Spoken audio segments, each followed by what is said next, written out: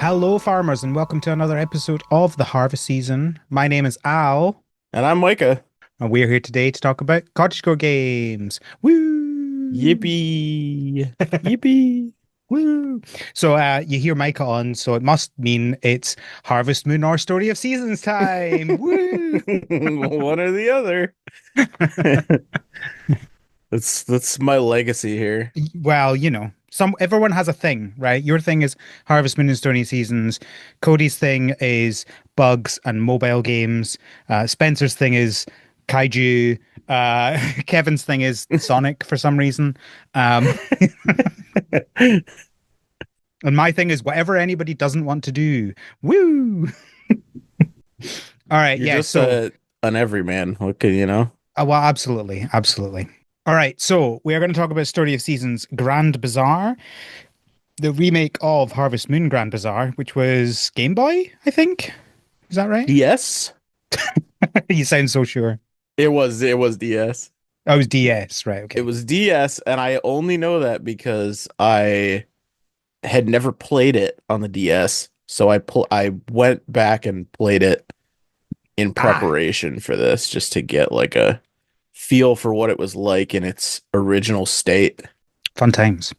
Um, Before that, though, we have some game news.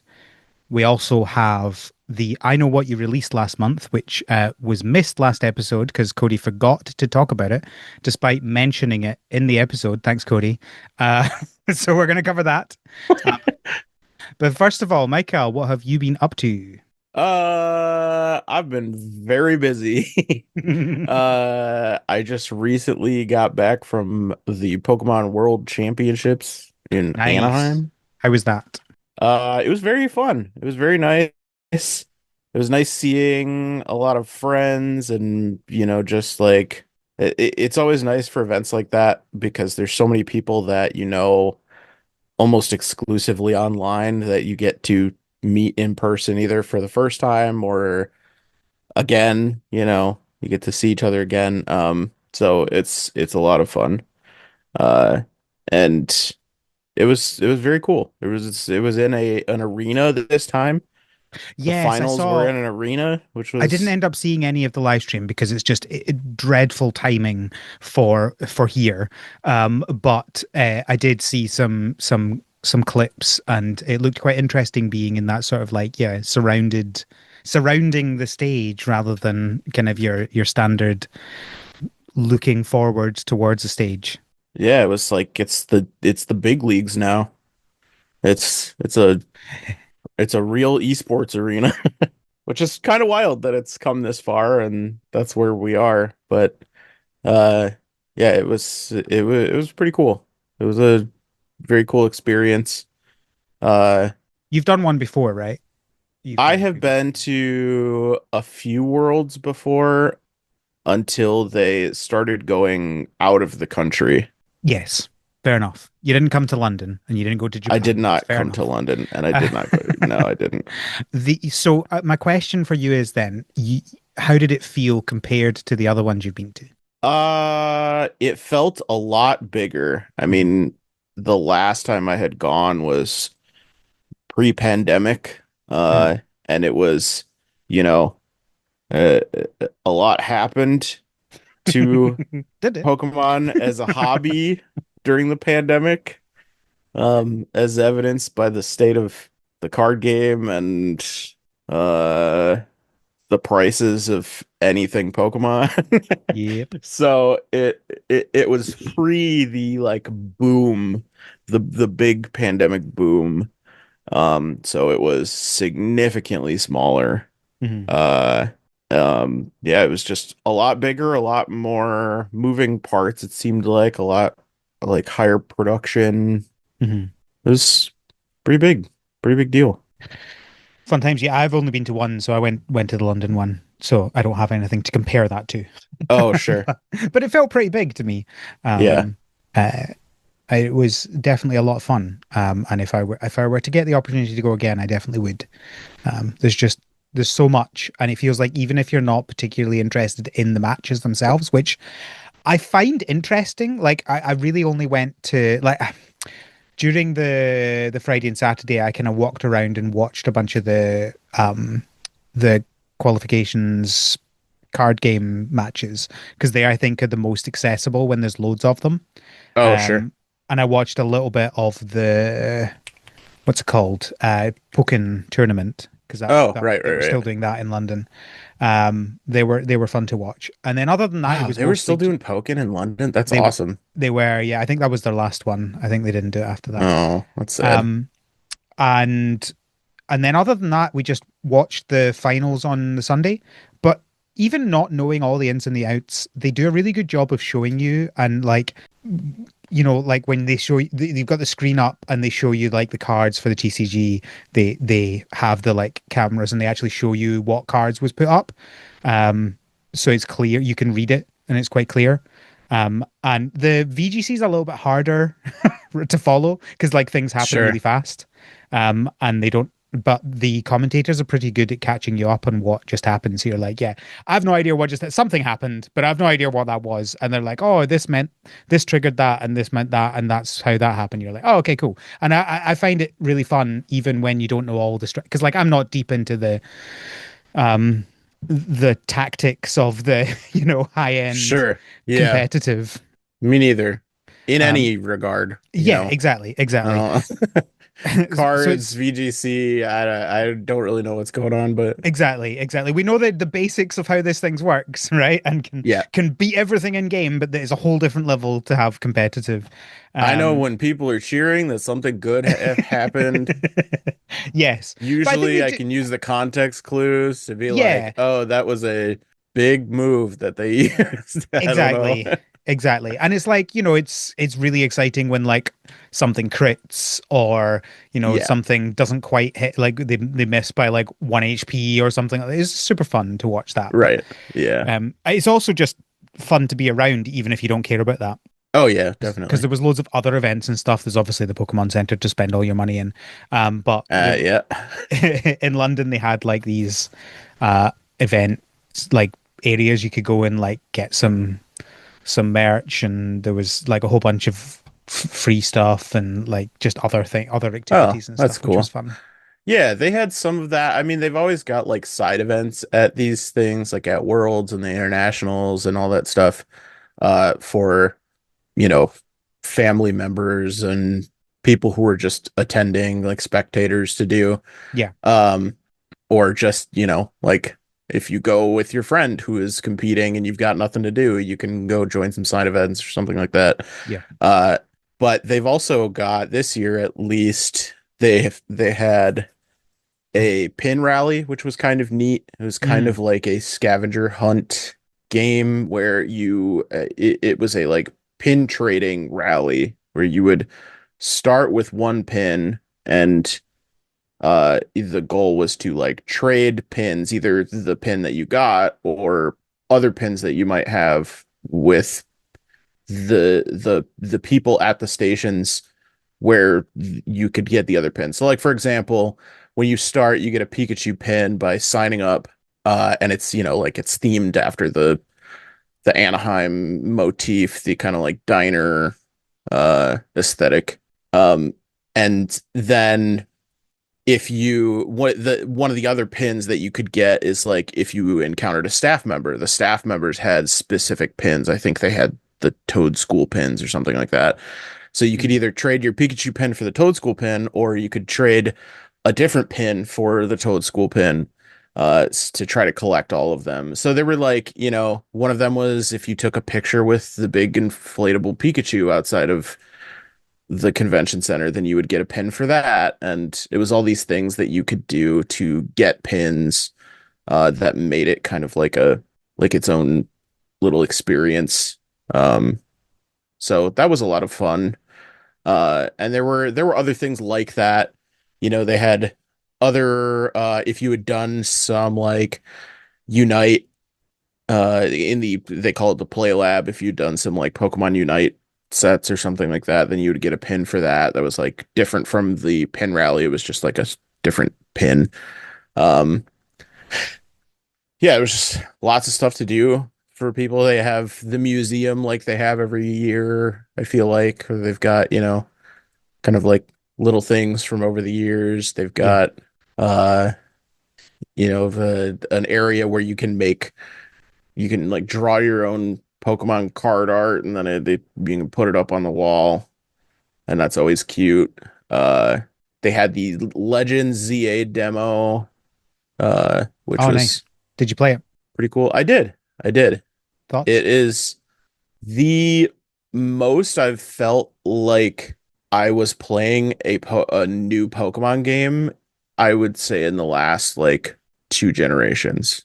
Okay. I really like Sword and Shield, and I really do like Scarlet and Violet too. I think that there are a lot of redeeming qualities about Scarlet and Violet, despite its atrocious flaws. Uh, Yeah. but I think I haven't really felt like Pokemon has felt like Pokemon since Gen 7, since like Alola.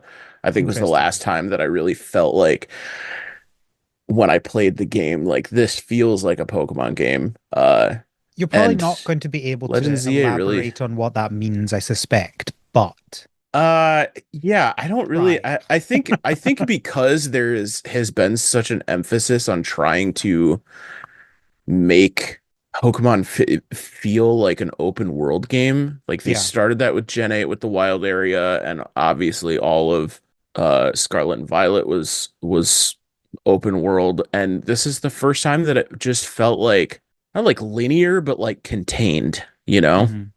And I think that Pokemon thrives in that environment. I've talked with, my friends and not as much publicly about it, but I call it the like Breath of the Wildification of games since Breath of the Wild came out, where like every game, because of the success of Breath of the Wild, every game feels like it has to go through its open world throws to get to just to like get it out of their system. And I just feel like not every game needs to be that. Not every game needs to be open world, sandbox, do whatever you want. Like some games just don't lend themselves well to that. And I think that Pokemon is one of those games. I think Scarlet and Violet is fun, but it just it it doesn't feel like a core Pokemon game to me in the same way that previous generations have. And I think Alola was the last time I really felt that way. So, uh, Interesting. You and play and you don't feel the same about the original Legends Arceus. I do. I mean, I like Legends Arceus. I think that the story, that the story, the theme, all of that is like such an interesting part of the game that it kind of removes that. It doesn't remove it. It lessens the impact of that feeling of like this doesn't need to be open world, because I still Mm. felt that with Legends Arceus, where I'm like it's cool that it is. I guess it makes a little bit more sense with Legends Arceus because they're pioneers in this new region, and Yeah. there's no real like civilization that exists currently. Um, and so that canonically makes sense, you know? Yeah. Uh, and I think maybe that helps it a little bit. Like the openness and the emptiness in certain areas sort of makes sense contextually.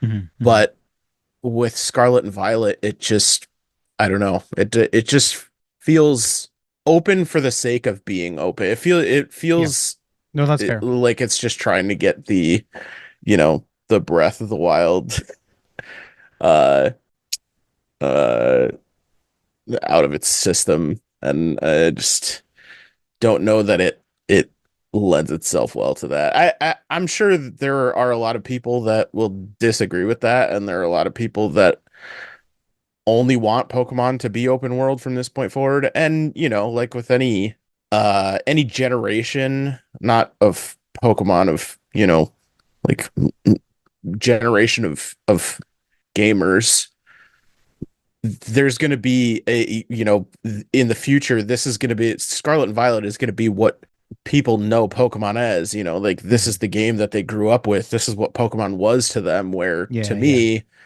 Pokemon for, the first seven generations of it to me was self-contained. It was pretty linear. It was, it wasn't this big expansive kind of sort of empty feeling Hmm. Hmm. open environment sandbox game. Uh, That's fair. and yeah, I I don't know how much of Legends EA is going to be. I think, you know, based on what we've seen, maybe it's a little bit closer to something like, say, Assassin's Creed or something like that in its Hmm. open worldness, where you can just you're kind of wandering through the city, but it still feels, at least from the demo that I played, it was actually in two sections. So it was a the shoot, I can't remember what it's called. The like ZA Royale, the like nighttime Oh yeah, yeah. I know the competition thing. yeah the ladder, whatever. I can't Yes. remember what they call it either. Yeah. I All don't they know have what always it got is. to make up complicated names for things. Right. It was a chunk of that, like a section of that, Okay. to kind of show off how battles worked with other trainers and sort of just like navigating through it. You basically were running through these little alleys and city streets, um, and there was just like random items scattered on the ground that you could pick up as just like a little glowing spot. Yeah, yeah, Uh, and the combat feels really good. It's very dynamic and quick. You're kind of just you're waiting on cooldown for your attacks now instead of waiting on your like turns to happen. yes, yeah, yeah. Um, which is kind of nice. It makes it feel a lot more fluid and a lot more organic. I don't know how I And feel about that. I'll probably have to try it to see how I feel yeah, about it, right? Because like I kind of like the Pokemon is mostly turn-based in its combat, right? Because you don't have right. to think quickly. Hmm.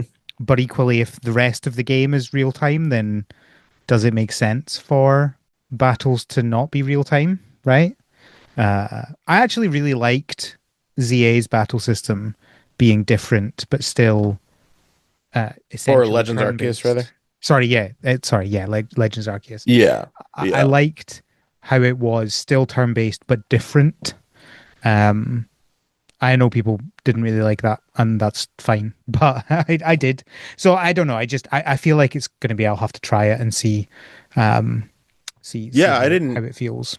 I didn't mind Legends Arceus's combat style. I liked the agile and strong style uh techniques and how that kind of changed the flow of battle depending on what you used. Um, I do think that this feels a little bit more fluid, and I was surprised at how like quickly it felt sort of just natural. Like there is an initial, oh, this is kind of bizarre. Like I'm, Hmm. I have to keep up with these button presses, and it's not what I'm used to for Pokemon. But after the, second battle or whatever, it kind of came to me Yeah, pretty yeah, naturally at that point. Uh, but the second demo was uh battle with a rogue mega Pokemon, which is, yes, as yes. I've I'm seen sure you've that. seen from Yeah, the trailers and stuff like that, there are Pokemon that are going rogue, uh, and mega evolving on their own, kind of out in the wild. So, yeah. or not, in the wild as you can be in Lumio City, because the whole thing I is know what you in mean. I know what Lumio you mean. City. It's this battle's alphas, right?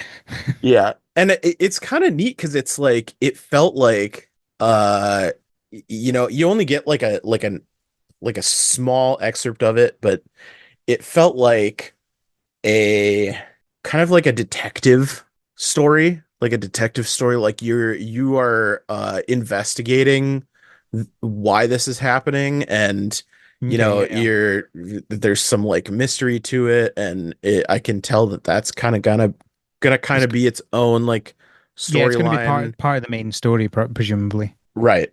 And then at some point I'm sure branch off into its own thing as the, Yes, main story barrels on, but of course, of course. uh You'll that kind figure of out what it like is, and then you you'll be tasked with going and camming the rest of them.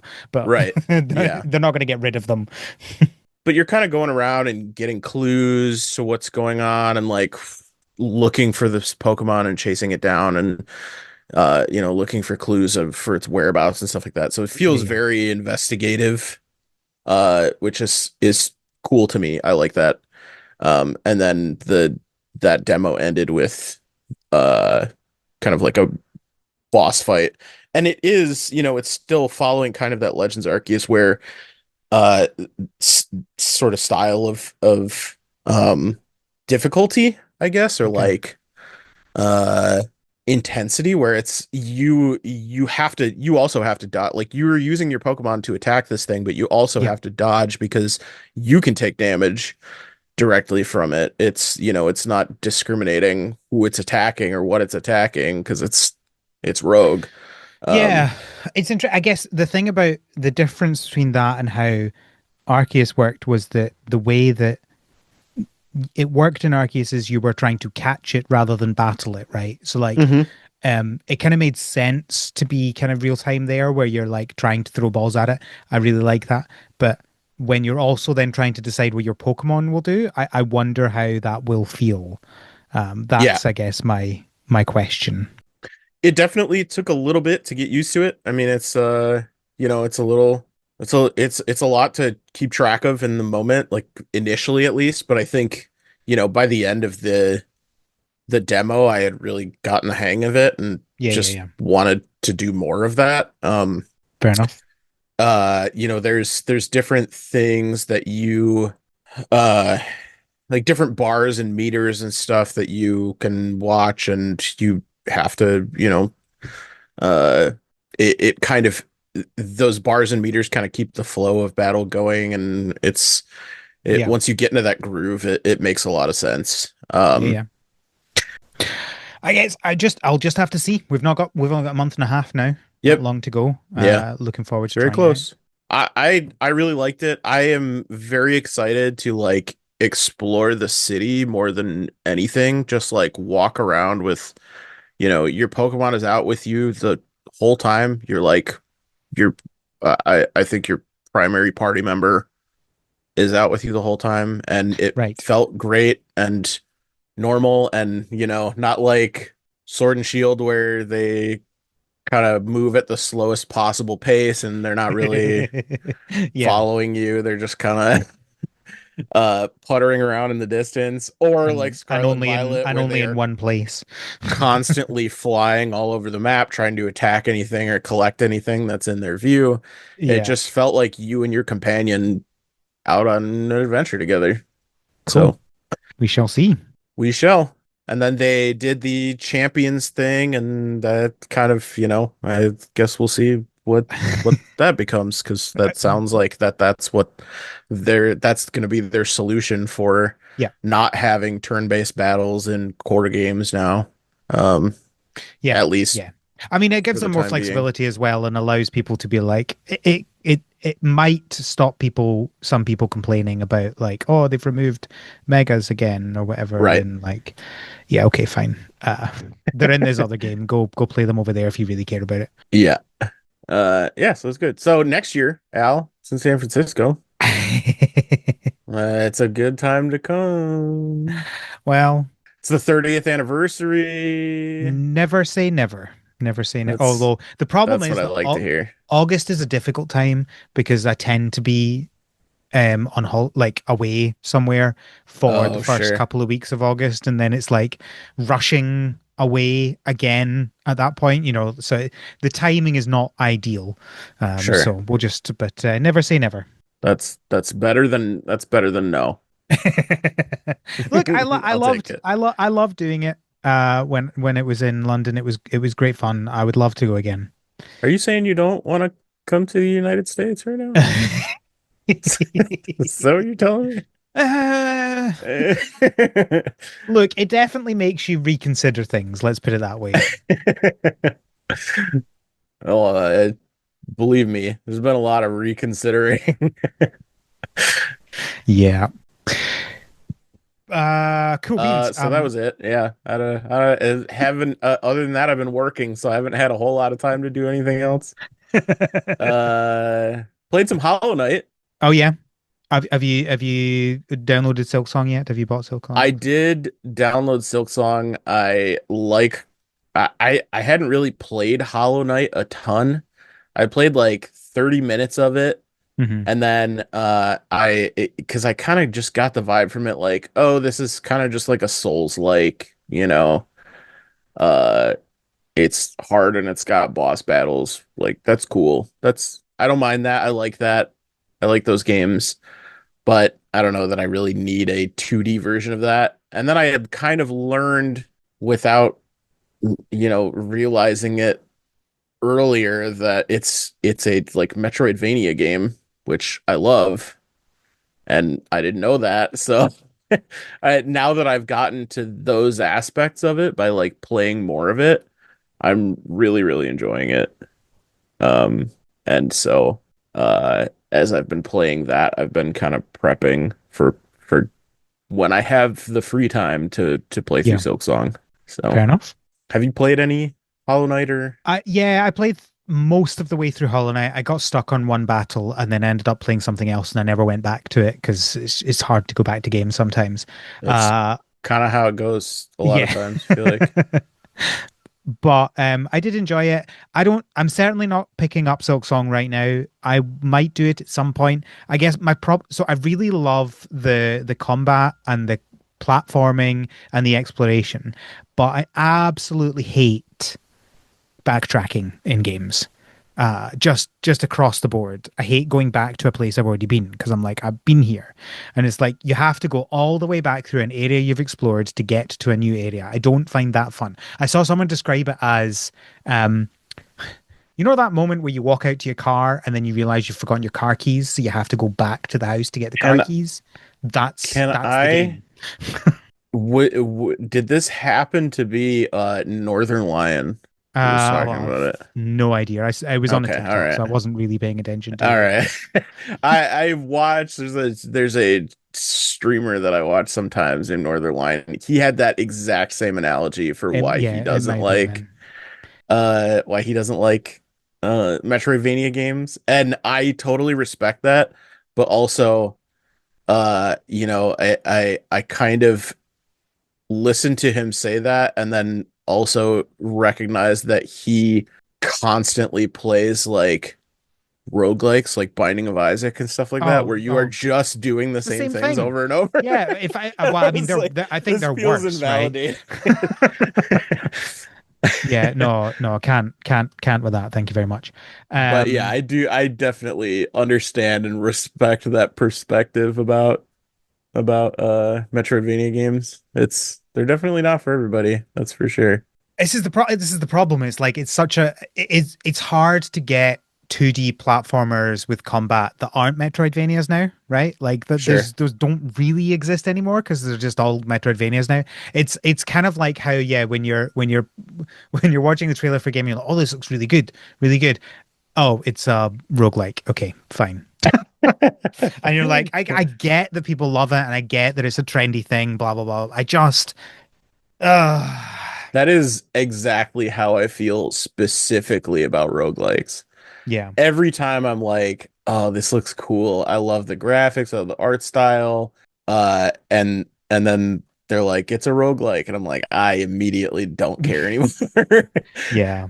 I'm happy for roguelike fans, but I am no longer interested. Yeah. What's the problem when there's like one specific thing about a genre of games that you don't like? Yeah, yeah. But whatever. Fun What about times. you? What have you been playing?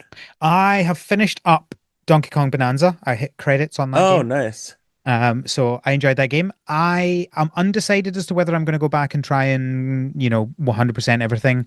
There's many bananas to get, and apparently there's a bunch of levels in the post game.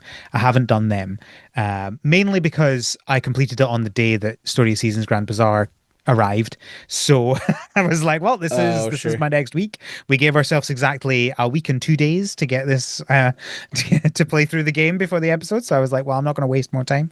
Whether I go back to it or not after this is an open question.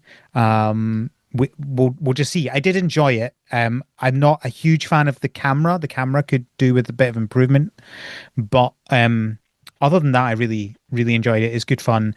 I like just being big monkey smashing things, right? It's so much fun. I spent the whole like first hour of playing that game pretty much in the tutorial area, Mhm. just smashing stuff, Mhm. just smashing that whole level. It just feels so good. They did such a Yeah. good job with it. I have not completed it yet. That unfortunately happened at a time where I also was swamped, which is, it's like just a running theme at this point. But uh I played through like the first couple worlds or whatever uh you want to call it. First layers, I think is the Yes. appropriate term. Yeah.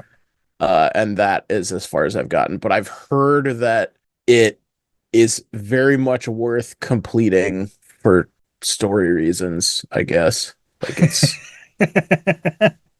Yeah, I don't want to say it's got a much. good conclusion, is what I've heard. I think it depends on your opinion on things. I enjoyed it. I do know some people who did not enjoy the conclusion, and I Okay. understand why they didn't enjoy the conclusion.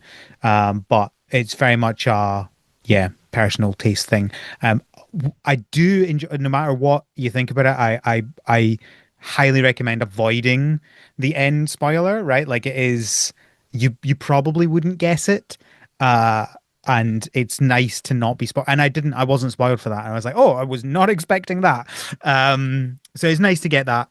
You don't get I've that been very doing often. everything in my power to avoid the spoilers for it. So, Yeah, yeah. And it hit the point where on like Monday last week where I was like, oh, I feel like I'm so close. I'm just gonna like do the bare minimum on each of these levels just to get to the end now. I wasn't, trying to get extra bananas and stuff like that because it's like yeah. I need to get to the end here before I play Grand Bazaar because I can't guarantee that I'll ever come back to it. I might, but I can't guarantee it, you know. Yep. Right. But yeah, no, I enjoyed it. And I guess we'll see. And other than that, I've just been playing, obviously, Story of Seasons Grand Bazaar. That's pretty Hmm, much hmm. it. Oh, and Pokemon Go, obviously, but that's just life. That's just life. That's literally just life. You go outside and you walk around, and that's it. Absolutely. All That's right. the game. I know what you released last month. So this is where we go through all the games that released last month. So in August, we had quite a few releases. So we had Firefly Village, Herdling, Discounty, Moonlight and Garland, of course, Story of Seasons Grand Bazaar. And then we had three early accesses release: Abyss New Dawn, Out and About, and Super Farming Boy. Many games. Have you played any of those aside from Story of Seasons Grand Bazaar? I have not. August is a busy month for me. This July and August are both busy months for me, so I Yeah. haven't. I do think I'm probably going to play Firefly Village. I'm intrigued by it. Um, we will see. It's always hard to know. I want to play Disc County at some point, um, and probably Super Farming Boy, but probably not in early access. So I see. I see. I presume you've not played any of these other than Grand Bazaar. No. Have you heard of I any of these? also have Firefly Village and that's it. Firefly Village Hurdling has. I have heard Oh, of too. yeah, yeah. Okay, good, good, good. Firefly Village has got good reviews on Steam. It's not a huge game, but of the people that have played it, they seem to be enjoying it. So I'm always intrigued when something that just looks like a standard farming sim actually Hmm. has good reviews, right? Like I had that with Fields of Mystria last year. I was like, oh, people are actually liking this one, right? I guess I need to investigate what it is. So Yeah. we'll That see. tends to be now either, hearing via you or just the general buzz around a game tends to be now how I differentiate the farm sims or life sims and stuff like that. It And looks yeah, good though. I like the it, art style and stuff for it. yeah, it'll be interesting to see whether it is just Stardew clone or whether it's doing something else. Yeah. And it's hard to know just by looking at it, because obviously the thing that they're trying to sell you on is the fact that hey, you like Stardew, you'll like us, and the kind of other stuff is hidden elsewhere. So, Hmm. um, I'll probably have to play it to find out. Shocking. All right. So into the news then. There's a few pieces of news this episode. First off, we have Sunhaven have announced that 2.0 and 2.5, those updates are now out on the Switch version. So I believe that means the Switch version is up to date with the Steam version. That's big, Not many right? games get that. Yeah. So that's good. That's that's that's very rare. It's another game that's on my list that I want to play at some point. Will I? Who knows? This one I don't know I've had on my radar at all. It's a RPG farming game with magic. Oh, maybe I did. I don't know. I mean, it's been out for quite a while, Sure. um, so it's possible you have been and then uh, kind of disappeared. Um, Yeah. Yeah, like they, when did they first kickstart? Oh goodness, too many updates to go and find that out. yeah. I think it might have been 2020. Oh, okay. Yeah, I was playing something else. Yeah. Well, that's not when they released, but yeah, yeah. So September 2020 was when their Kickstarter went live. Oh, I see. And I think they released maybe 22 was their early access or something like that. Anyway, doesn't matter. Uh, it is there. Next, we have Opidum. Opidum. They have released their 1.1 update. I won't go through the details of that because it's probably very specific to whether you've played the game. But if you have played the game and you wanted an update, there you go. It's got some new stuff. Got cosmetics and new totems. Yeah, it looks quite. Uh, That's uh, seems to be it. yeah, No, there's more, but it's it's one those of are the those things things where in you're like, bold. yeah, great, new totems. What do the totems do? You have to play the game to find that out. Yeah, And most importantly, small bug fixes. of course, as with everything. Yeah. But if you've been playing that game and you were waiting for an update to get back into it, there you go. You've got one. Speaking of updates, we have an upcoming announcement of the next Disney Dreamlight Valley expansion. Uh, so this will be another paid update. So they've done their paid updates and their free update. The expansions are their paid updates. And this one is going to be called Wish Blossom Ranch. Okay. And uh, in the picture, we have Snow White, Tinkerbell, and is that the horse from Tangled? You got me. That or Frozen. Isn't there a horse in Um, Frozen? No, that's no, a that's the Tangled horse. Yeah, Maximus. Maximus. Um, uh, I don't know whether horses are new to the game. I don't remember there being horses before, so maybe that's a Uh, brand new feature. it seems like that is. Oh, yeah. It says, speaking of horses, this expansion will introduce horseback riding, a Yes, there brand we new go. feature that will change the way you travel. There you Uh, go. and it says, alongside some of your favorite Disney horses, I can name probably two. And I can't even actually name them. I can name the movie they're from. And that's about it. Go on then. What are they? It's Tangled and Frozen. And I don't even think that's a horse. Oh, Is I that don't. isn't that like a Frozen is one of the few Disney isn't it like films a I've not moose or seen. an elk or something? No, there are horses. There are three horses in Frozen, apparently. Oh, okay. I was thinking of the horse, the big himbo Oh, rides. I've not seen Frozen, so Yeah, I don't. It's I I clearly didn't retain too much of it, but yeah. Well, I mean, I'm I'm excited that we're in. Have they done this before where it's like a stream, a showcase stream? they did it for the last expansion as well for the Okay. announcement of that. So it's not brand new. We're But yeah. in Dreamlight Valley direct territory, which is kind of Anyway, that's exciting. happening on the 15th of October. So over a month away. That is wild, giving us over a month and a half's notice. In fact, when Yeah. this happens, the next day, Pokemon ZA comes out. Oh, yep. That's That's how far away that is. maybe, unfortunate timing for some. I feel like that fan base has some good crossover, so Yeah, well, at least it's the day before and not the day after. Let's put it yeah, that way. true. While Um, you're in the uh, waiting room. and our final piece of news this episode is that Concerned Dave announced at the end of the first concert for the new tour that they're doing, Symphony of Seasons, he announced that they are going to be releasing a 1.7 update for Stardew Valley to shock and surprise. Nobody ever expected that he would do another update after saying that the last three updates were the last one.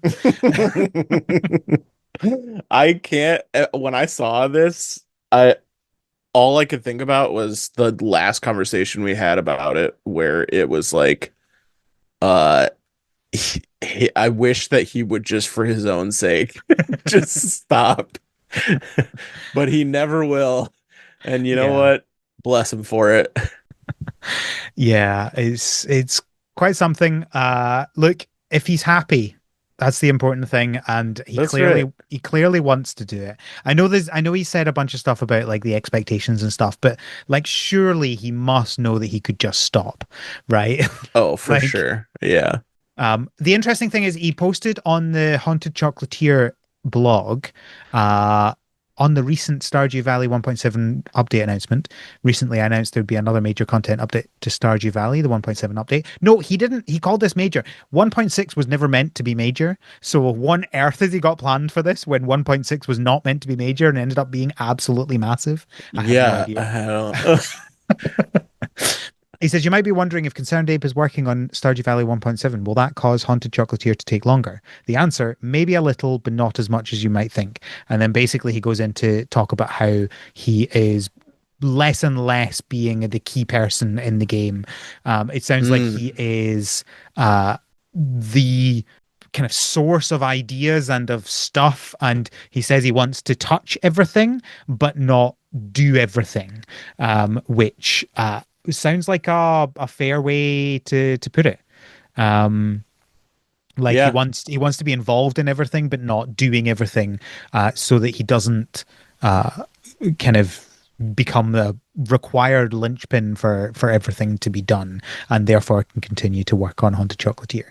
Well, that's, I think probably important in other ways too, because anybody that he's got on his team, if something, God forbid, were to happen to him, then they can continue his work or whatever if he so chooses, obviously. But Yeah, I'd be fascinated to see whether he's done everything that would be needed for that, right? Like, do they have like the logins to, right. the Switch eStore and stuff like that, right? And Like, it's like could they grim to actually do think that? about, but Fascinating. this is like a very common discussion and Yeah, the the business world, for sure. the hit by a bus plan is a definitely talked about. So Yeah, yeah, yeah. I'm happy that he's enjoying it though. I think if he gave the impression that like he just wishes that he didn't have to work on it anymore, or like, I think a lot of times with people who have games or projects or music or movies or roles or whatever that become like their what they're known for, Yeah. they tend to kind of like grow to resent it and want to be known for, something else instead. And the fact that like he's working on other games, but Yeah. he's still continuing to do as much as he is for Stardew Valley, I think says that he is actually enjoying doing it and, doesn't I, isn't I resentful of it or something like that. I think we have to come to that conclusion. So one of the things he says in this blog post is, I didn't have to make a 1.7 update for Stardew Valley, but the game is so popular, in fact, it's still growing, that it's hard to just stop improving it when there are still things that can be improved. So it does sound like that it's not, he feels like people are putting expectations on him to do that, but that it's like his brain can't stop going, this needs to be improved, this needs to be improved, I want to do this. Sure. And that the internal pressure of like, I want to make the best thing possible is completely different from everyone expects me to make another update, right? Right. Right. So I think Completely. we just have to live with that and just assume that he is happy, because he wouldn't be continuing to do that if he wasn't. Right. Yeah. We've talked forever about he has, more money than he knows what to do with, and therefore can do whatever he wants, and he's choosing to do both of these things, and that's fine. He even Yep. says, what is it? With our no release date approach to the 1.7 update, it's not certain when that time will come. It might even be after Haunted Chocolatier comes out. No guarantees though. So that'll be Hmm. interesting Yeah, that if we would end for up getting sure. Haunted Chocolatier first. But I guess that means that he doesn't even expect to stop working on Stardew after Haunted Chocolatier's released as well, right? Like he's Right. just gonna do what he wants to do with it. And hey, good for him. If he's enjoying it, good for him. And we will keep coming back to it That's every right. update. Eventually we'll get Stardew Valley the movie. I'm sure, Interesting. I bound to wonder. happen. Look, if Greta Gerwig is involved, I'll watch it.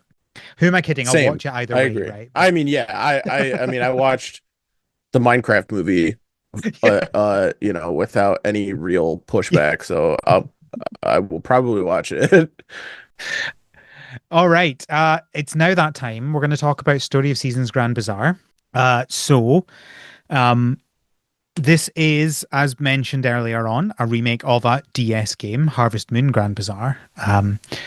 You said that you didn't play it when it came out, but you've gone back and played it since then. Um, Before talking about the new game, what did you think of the old game?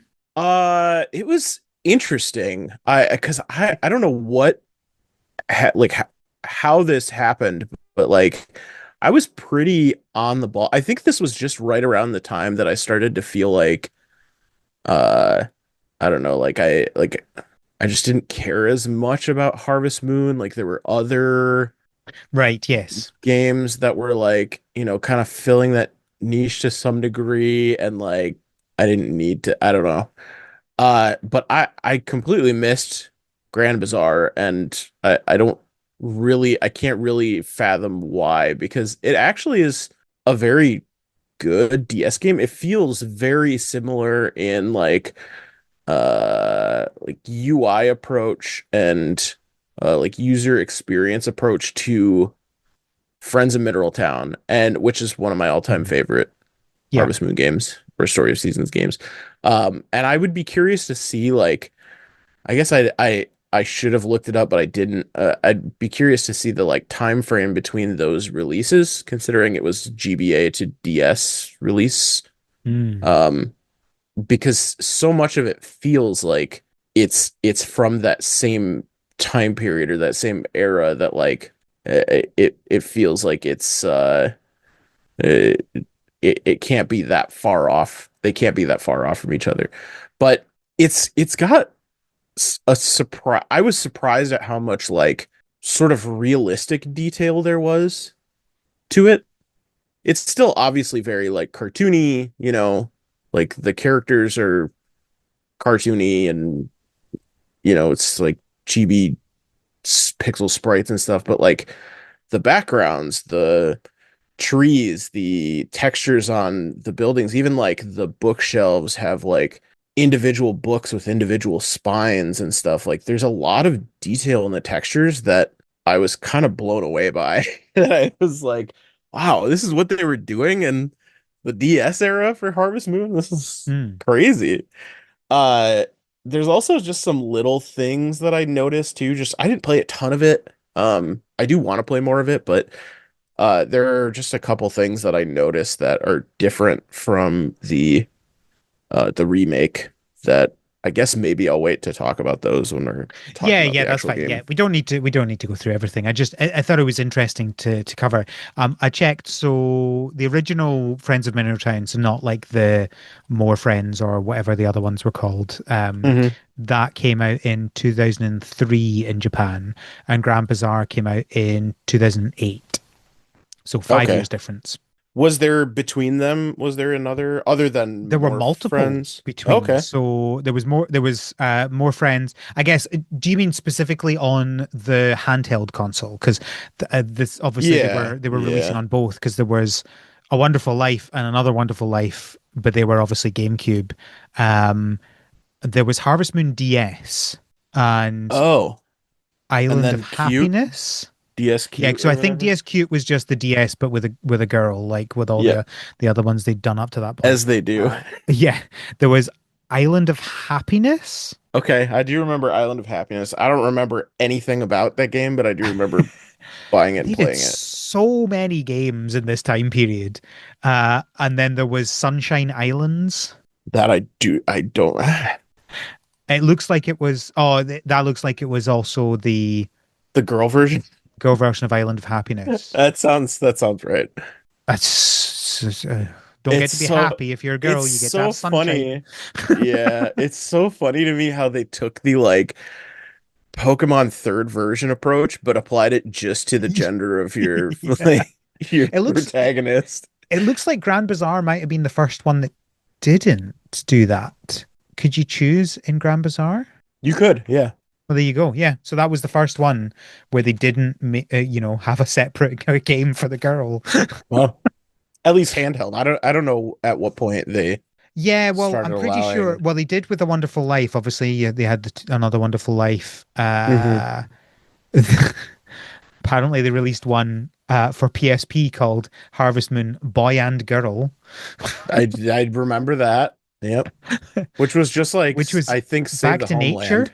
It was Back to Nature, Oh, it apparently. was back to nature. Okay.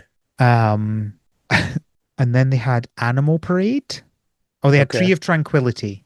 Okay. Tree of Tranquility looks. What is this one? It was Wii, right? That was Wii, yes. Oh, it looks like it was Back to Nature. Wait, what? No, no, no, I'm clicked on the wrong thing there. Sorry. There's too many games. I reckon this one did have both, because the box art has the two characters on the front. Okay. Yeah, there we go. You could choose either. So there we go. Tree of Tranquility, I guess, then was the first one, not Grand Bazaar. But Tree of Tranquility came out in 2007. So I see, I see. As far as handhelds go, it's the first one, which is yes, yeah. It's absolutely it's interesting. just wild how many games they released at that point, right? They just threw them It out really is. And I every think that's year. why, thinking about it now, that's I think why I kind of fell off of it because it just felt like it was so constant. Yeah. I didn't really at that point either play much of the home console releases Mhm. either. Like I don't remember a ton of Magical Melody. I don't remember I a little bit, but not enough. I don't remember a ton about Animal Parade. It just that was the period where it felt like it was I don't know, I felt like I was being inundated with Yeah, Harvest Moon releases. for sure. Okay, so should we talk about the game that we're here to talk about then? Yeah, So I wanna start off with, before we get into the details of things. This, I think, is my favorite Story of Seasons game. I I think I have to agree. I I genuinely like I I was going back and forth on it. I think still like just purely out of nostalgia's sake, like it, Friends of Mineral Town is like Hmm. Hmm. a big deal for me, but I it's really hard to not like, that's purely out of nostalgia. Well, that's the thing, and I don't have that nostalgia. And the remake was fine. I enjoyed it. Hmm. But it definitely felt more dated. I think what they did with Friends of Mineral is they tried to keep it like the original, just update the graphics essentially. Hmm. That when we talked about it, I'm pretty sure that that missed a lot of like quality of life improvements that games have had since then. Whereas it feels like they really didn't do that here. They updated it as if they were like, let's make a new game, but with the same characters and story and town and Hmm. concepts, but make it as if we were making it brand new today. Yeah. I completely agree. There's so much to it that just feels so good. And that's ultimately what made me kind of want to go back and play the DS version because I just was kind of like blown away at how good it felt. And it was like, Hmm. how close is this to the original? Because Yeah.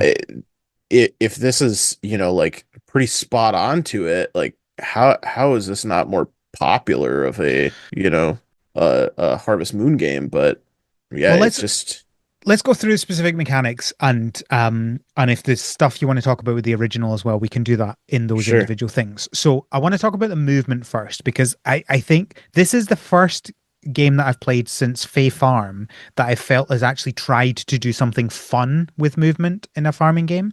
I will say it's not as good as the Fae Farm movement. Did you play Fae Farm at all? I did, yeah. Yeah. And I So really, really liked it. I was yeah. a vigilant Fae Farm defender in the face of all of its scrutiny.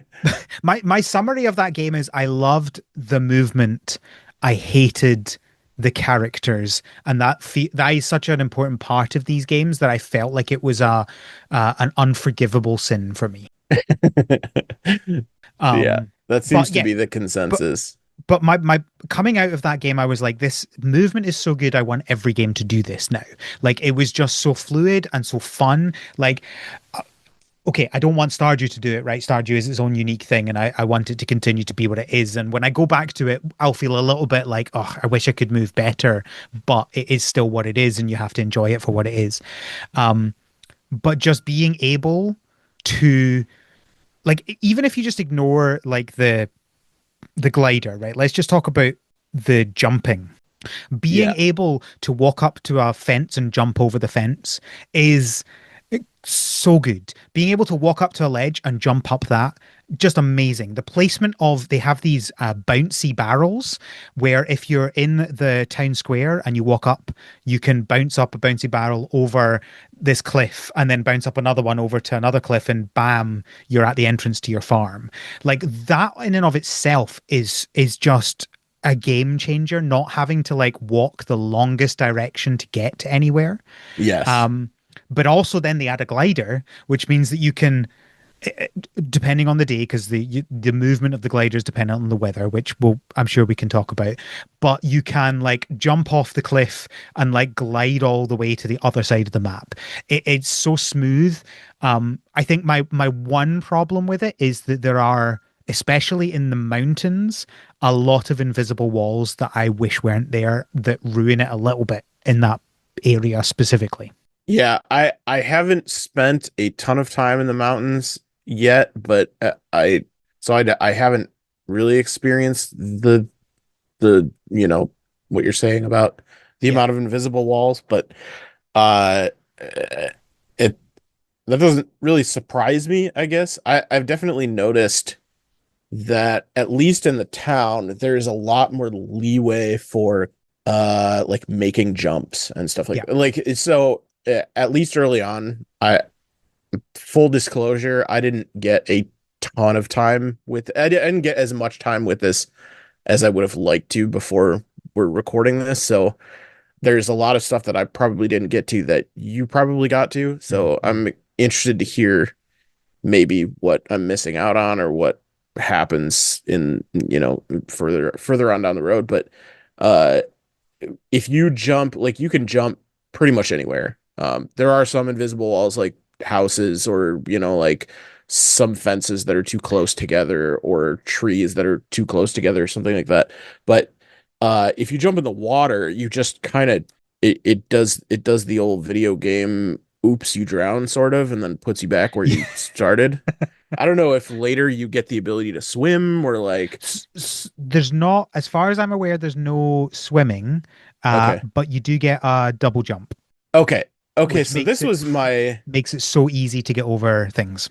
my question. In the original game, you have a double jump from the start, Oh, okay, which I thought interesting. was kind No, of you have to buy the double jump from the town mayor. oh, okay. But Corruption. I see. it's really good though, the double jump, because yeah, basically, since I've got that, there's only one scenario that I've ever fallen in the water now, and that's a very specific scenario, which is there's a specific area that you can only get to if you bounce off a specific barrel in like the two arrow wind. And Hmm. if you bounce off it in the one arrow wind, you can't reach the ledge, but you also can't get back to land because the wind is pushing you away, and therefore you go in the water. So uh, I see. I still try every time. I try and get up there because that's like where the one orichalcum node is that I want to get to, and so I try every time, but I've still not managed to do it in anything other than two-star wind. Um, but be that as it may, yes, the it would be nice to be able to swim, but it doesn't. When you get the double jump, you don't. I've not really felt like I'm annoyed by that anymore. It's pretty reliable. Yeah.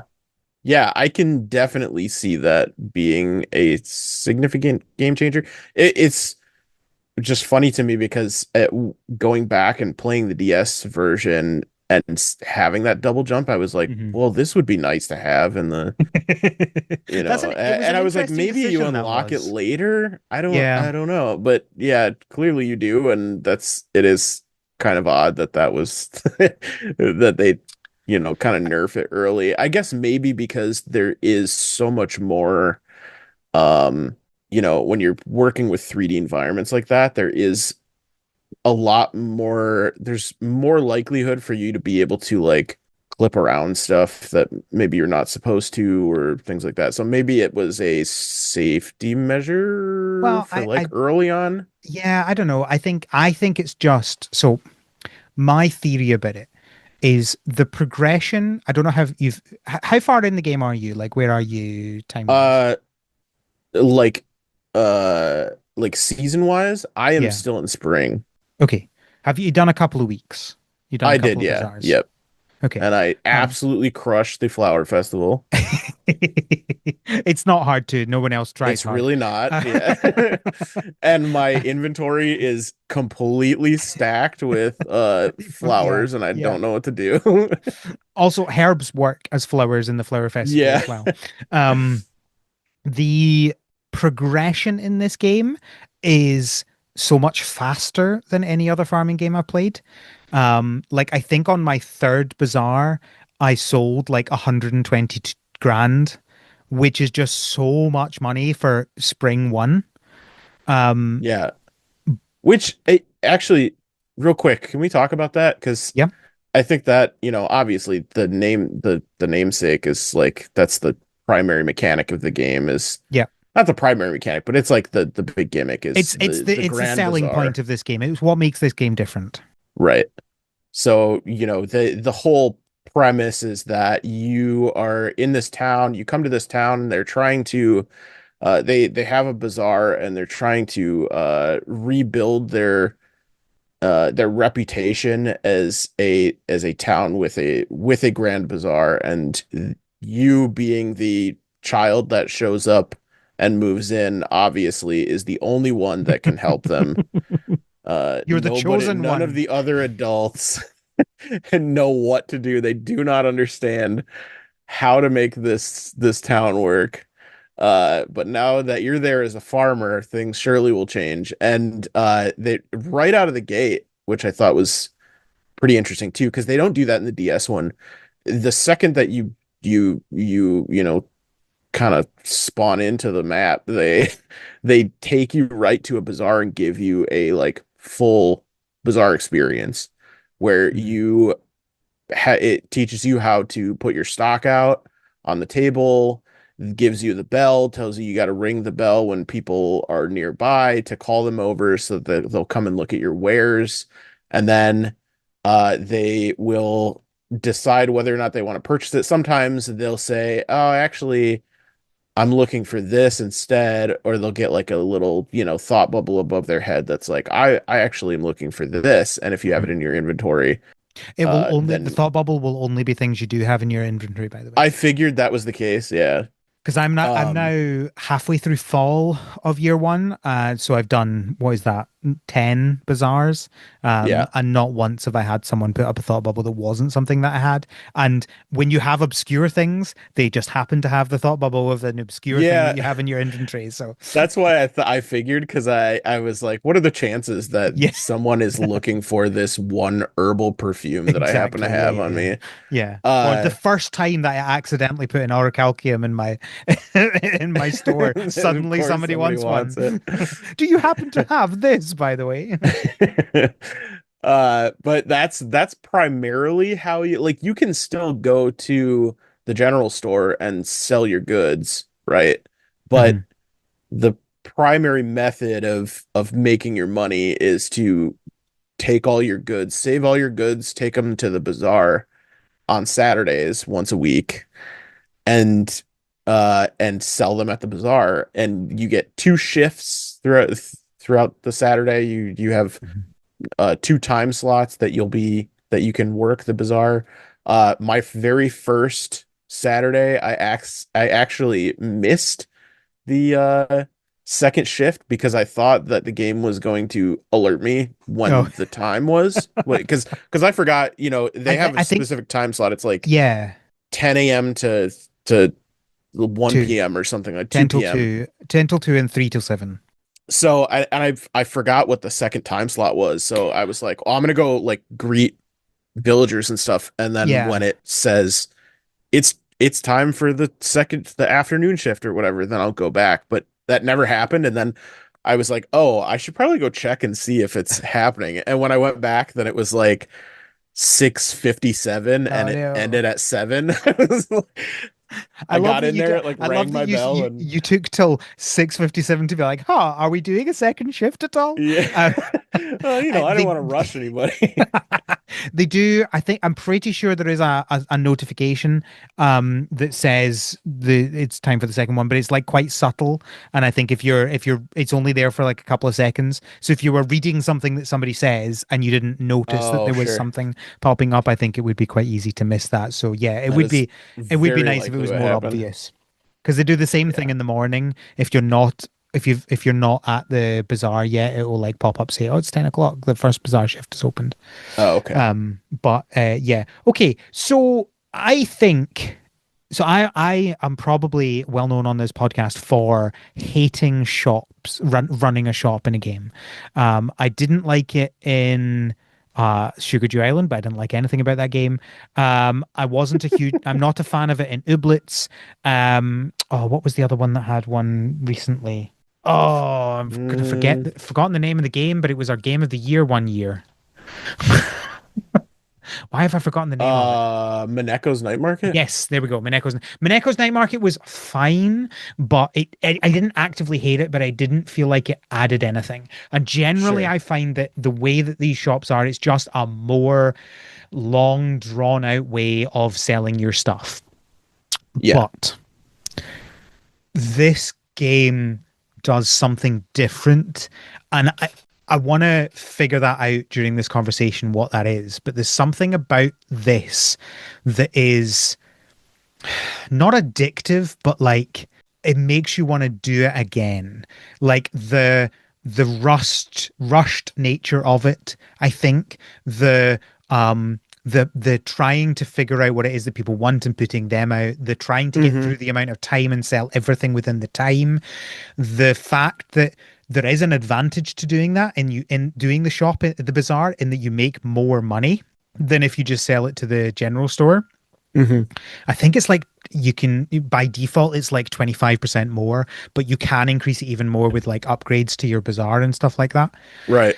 So you can make a lot of money and very quickly. That makes it really satisfying, right? Like when you come out your first bazaar and you've got 50 grand in the first week, you're like, how I don't know what happened, but I'm very happy about what happened.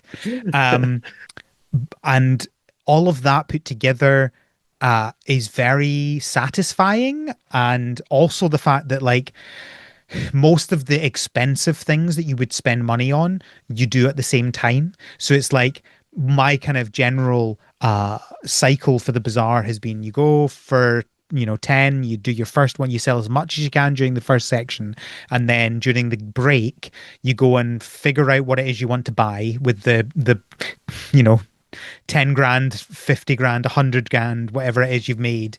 You go and figure out what it is you want to buy, whether you want the double jump or you want an extra field or whatever. Um, and then you go and do the second one, try and sell out. And I've not done a single week where I didn't sell everything out, but I also didn't feel like I had loads of extra time.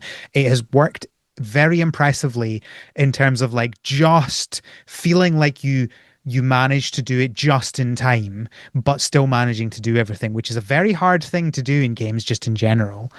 And then it's like, okay, I've now got half an hour. Let me go and check what else there is. What was the last thing I wanted to buy? But also combining that with upgrades you can really only do weekly because of this now, right? Like your farm upgrades, your house upgrades, stuff like that, you can only do at the bazaar, and you can only do one of them with each person. There's a few different bazaars that stalls that open up that also do upgrades, but with each stall you can only really do one upgrade. Hmm. Kind of leads to this like the progression feels both fast but also slow at the same time and I don't dislike either of them. So like the first time I tried to do two upgrades to my farm, it was like, oh, you've only got one. I was like, oh, that's really annoying. But also, I'm going to be back here in a week. I can do it again then, and I'll have more money then. So you don't feel like the constant need to get money all the time because what are you going to do with that money exactly on a Wednesday? Yeah, right. So I really I was expecting to come into this conversation being I like the game, but I really hate the bazaar. And no, I actually really like the bazaar. Now, don't get me wrong, I don't want every game to have a shop. Do not build a shop into your farming game. They are still in general bad, but this is excellent and I love this game for what it is with the bazaar. I agree that it is an extremely unique situation for how this functions and how successful it is. I guess I'm like kind of in the same boat. I haven't really had much of a feeling either way about like I don't know, whether or not a shop running a shop makes or breaks a game for me. I think that if that is the only mechanic for the game and there's no other like interesting qualities of it Cough, Sugar Dew for Island, me, cough, cough. then I am not interested in it. You know, like Mineko's Night Market, I loved because I loved the story, I loved the design, I loved the Exactly. characters, like the aesthetic of it, everything really came together in a really unique way for that game. But this is done in such a way, and I think, you said I want to figure out why in this conversation. I think when you mention the speed at which it happens and the sort of like contained nature of it, those to me at least are a big part of why they work Mhm. really well, because I'm not spending the entire game worrying about what I'm going to do for my shop the next day. I only have Yes. to worry about it once a week, Yeah. and I have to like plan for you know what's going to happen on Saturday and not what's going to happen tomorrow. And that gives me plenty of time to be able to grow some crops like spring crops that take like 3 days to grow. I can get a couple batches of those. Um, and if I think if it were an everyday thing, it would be so much more time consuming and Hmm. stressful having to be in a constant state of rotation between making sure that you had enough crops to sell the next day and making sure that you had enough stock or making sure that you sold enough to make enough money to be able to run the fact that it only happens once a week lets you plan out the next week. Once the Grand Bazaar is over on that Saturday, it lets you be able to say, I have this much money, I've got this much space, this is what I'm going to grow, this is what I'm going to focus on. And it also has trends too, which I think is really cool. Like it will tell you in the game either as a tag on an item itself or a recipe or a seed or something, it'll say like this is a trending item for the season, like in spring it was like white vegetables were Hmm. popular, were trending for me. I don't know if it was the same for you or if it's random or what, but that I lets can't you remember. be able to say like, oh, if those are going to make more money or people are going to more willing to buy those, then I'm going to focus on those the week before the Grand Bazaar and then use Yeah. those as my I, stock. and it's season long as well, and it tells you right at the beginning of the season. So you Yeah. don't have like oh, I don't know what to do here. It's like the season starts and it's like, oh hey, these are the things that are trending this season. And you go, okay, cool. Mhm. I'll go buy them. Yep. Yeah, and it doesn't change weekly. It doesn't, so it's nice that it you've kind of got an idea of what you can do or what obviously you can change and focus on whatever you want to focus on. Like if you want to be just selling jewelry, you can do that. If you want to just sell perfume and cologne, you can do that. Yeah. If you want to just sell dishes, you know, like cooked food, you can do that. Uh, and that's I think what makes it kind of fun and unique. And I was also shocked. You said you felt like you were selling out pretty regularly, or at least like going through a lot of your stock when you would go through the Grand Bazaar. And I was like shocked because I thought I was fully stocked. I was like, I am ready for this. I am so set. And by the time it was done, I was like, wow, I have nothing left for next week. Yeah. Every single week I have sold everything between 5 p.m. and 7 p.m. Yeah, And I it's and pretty incredible. I don't know if that is like just I'm good at figuring out what I have and I'm just like or whether like I suspect the game is just like set up to do that. And if you do Yeah. and if you do like obviously if you're not gonna you still right, let me give a quick explanation of how the bazaar works. So you have a stall and you have a counter. You start off with I think 3 spaces on the counter, is that right? Or is it 4 initially? Three you It's start with. I think it was 3, yeah. Yeah. I have two counters of 4 now, so it's hard to remember what it was 2 months ago. But yeah, so you start off with one counter of 3 spaces, and you go up to a space, and you press X, and you choose what item you want to go there, and it's like a full stack of one item, and you do that for all your spaces, and then people will come up, and you've got like a bell to ring, so you ring the bell, and that makes people notice that you're there. Some of them will notice without you ringing the bell, but if you ring the bell, more people will notice, and it's higher Hmm. likelihood of someone noticing what you have. And then if they want what you want, they'll come up and they'll ask for a certain amount, and you press the button once per item that they want. So if they say I want 10 wheat, you press A 10 times, and that then gives them everything. So you have to be on the ball because if they don't, like, there's only a certain amount of time they'll wait. And if you don't come in and do it, then they'll walk away. So you do have to be on the ball. And then obviously when things run out, you have to replace them. And as we've discussed, some people will come and say, what about this? And they'll show a little thought bubble with an item on it.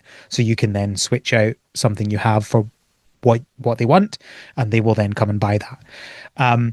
So I think it's a combination of both the game timing people so that if you do things well, you will sell everything, but you still actually have to do it, right? Like it's not like things happen automatically.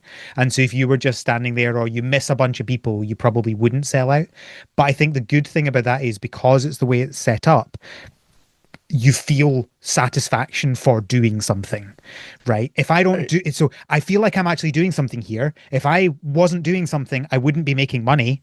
But if I'm doing it perfectly, I will sell everything out. It's the perfect balance, that is. Yeah. Yeah, definitely. I completely agree. Um, and I think it really, I think you, it, I would say that it's like rare that we completely agree on something when it Yeah. comes to like the podcast. Like it's always like, I feel like we're kind of on opposite ends of the spectrum as far as the or interests go in specific mechanics or Mhm. themes of a game or something like that. So I think that the fact that this does this so well that it's spoken to both of us in a way that like this is Mhm. something that we would hate otherwise, but are like enthralled with says enough about it. Yeah. um and how good it is. But I think, yeah, that I'm definitely in agreement with you on that, that like I would normally dislike this sort of thing, this mechanic, but I really really enjoy it. And I think Um if you're listening to this and you're thinking, "Oh, I don't like the idea of the stress of that," this is we're talking probably about 5 minutes of gameplay in about what 2 to 2.5 hours, depending on how much of each mhm, day you play. Like we're this doesn't happen very like I've been playing a lot of the game. I've been doing roughly about a week in game every day physically, and yeah, it's like it's 5 minutes at the end of the right. day I've been doing is this Bazaar. So it's not like the game other than that, it is very much a cozy cottagecore farming game, right? It is standard in most of the ways that you would expect. And we'll talk about all the other mechanics after this. But don't be don't be worried if you're like, I don't want the stress of that, because it is very fast and it's very small amount of time and it's not hard to do. You just need to go, right, now is the time I'm doing Bazaar. I'm going to focus on this and I will get it done. And if you press the right buttons, you will get it done. It is not super stressful. It's not a lot of time, and it is surprisingly satisfying in many different ways. Yeah, I agree. And it's the the stressfulness of it comes from, it, what you're doing. I mean, you're basically just to summarize, essentially, you are ringing your bell, moving from spot to spot, pressing A to sell your items. It's happening so quickly and so fluidly that Mhm. it's not something that is like there even though it is like intense and it's happening very quickly, it's not that stressful even in practice for what you're actually doing. I'm sure it probably can be later on in the game, but it definitely is not something that's like, it's just like a lot of button presses and you just Yeah. got to make sure you're I, pressing the right buttons, and that's kind of it. It's not like it's something that you can fail, yeah, yeah. you know. Um I Yeah, mean, I guess you could like upset customers, but I haven't done that even, so I don't even they know. just walk away. It Okay. doesn't change Yeah. anything. I think there are positive benefits if you sell to your like there are the villagers come, but there's also like tourists that come to it as well. So Hmm. most of the people you don't know, but there are people who you don't know as well, and you get like a friendship boost with the people you sell to if they're your friends. Mm. But I've not seen But any of if they're them being. tourists, you can take advantage of them by selling it for more money, right? I That's actually not true. I'm just maybe um it's true. I don't know. I've not seen anything about that. You do Yeah. have a bunch of things that ups the amount of money you get, but I've not seen anything specifically about that. That would be funny. That would be funny. Um, the I do have one complaint about the Bazaar. It's probably not something you've encountered. Um, Okay. when you get a second counter, it is at a 45-degree angle to the other counter, and I Oh, you probably like are in a away like like in a away V from. shape? Yeah, so like away from the other people, like towards towards the stairs and uh your stall. Like you're in the crux of the V? Correct. Yeah, yeah. Okay, all right. If they Which were is angled in the opposite direction, that would be maybe a little bit more psychotic. that would be. But no, my problem with this is not that. It is how the controls work combine with that.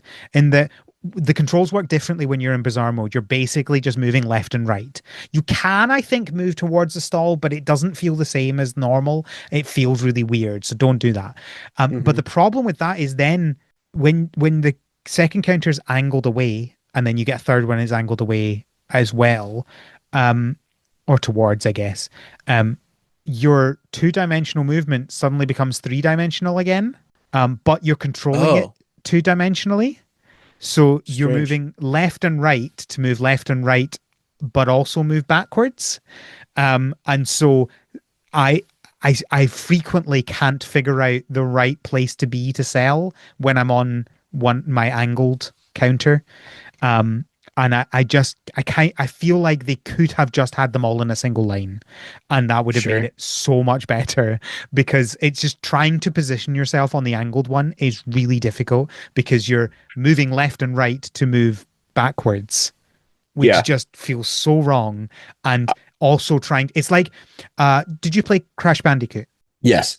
So jumping in Crash Bandicoot forwards and backwards, terrible, right? Yes. You would always fall down trying to figure out how to position yourself in the right way. It feels like that, where you're like moving a little bit and like, oh no, the button press isn't selling just now, right? I need to move a different way. Which way? Is it forwards or backwards? I can't quite tell.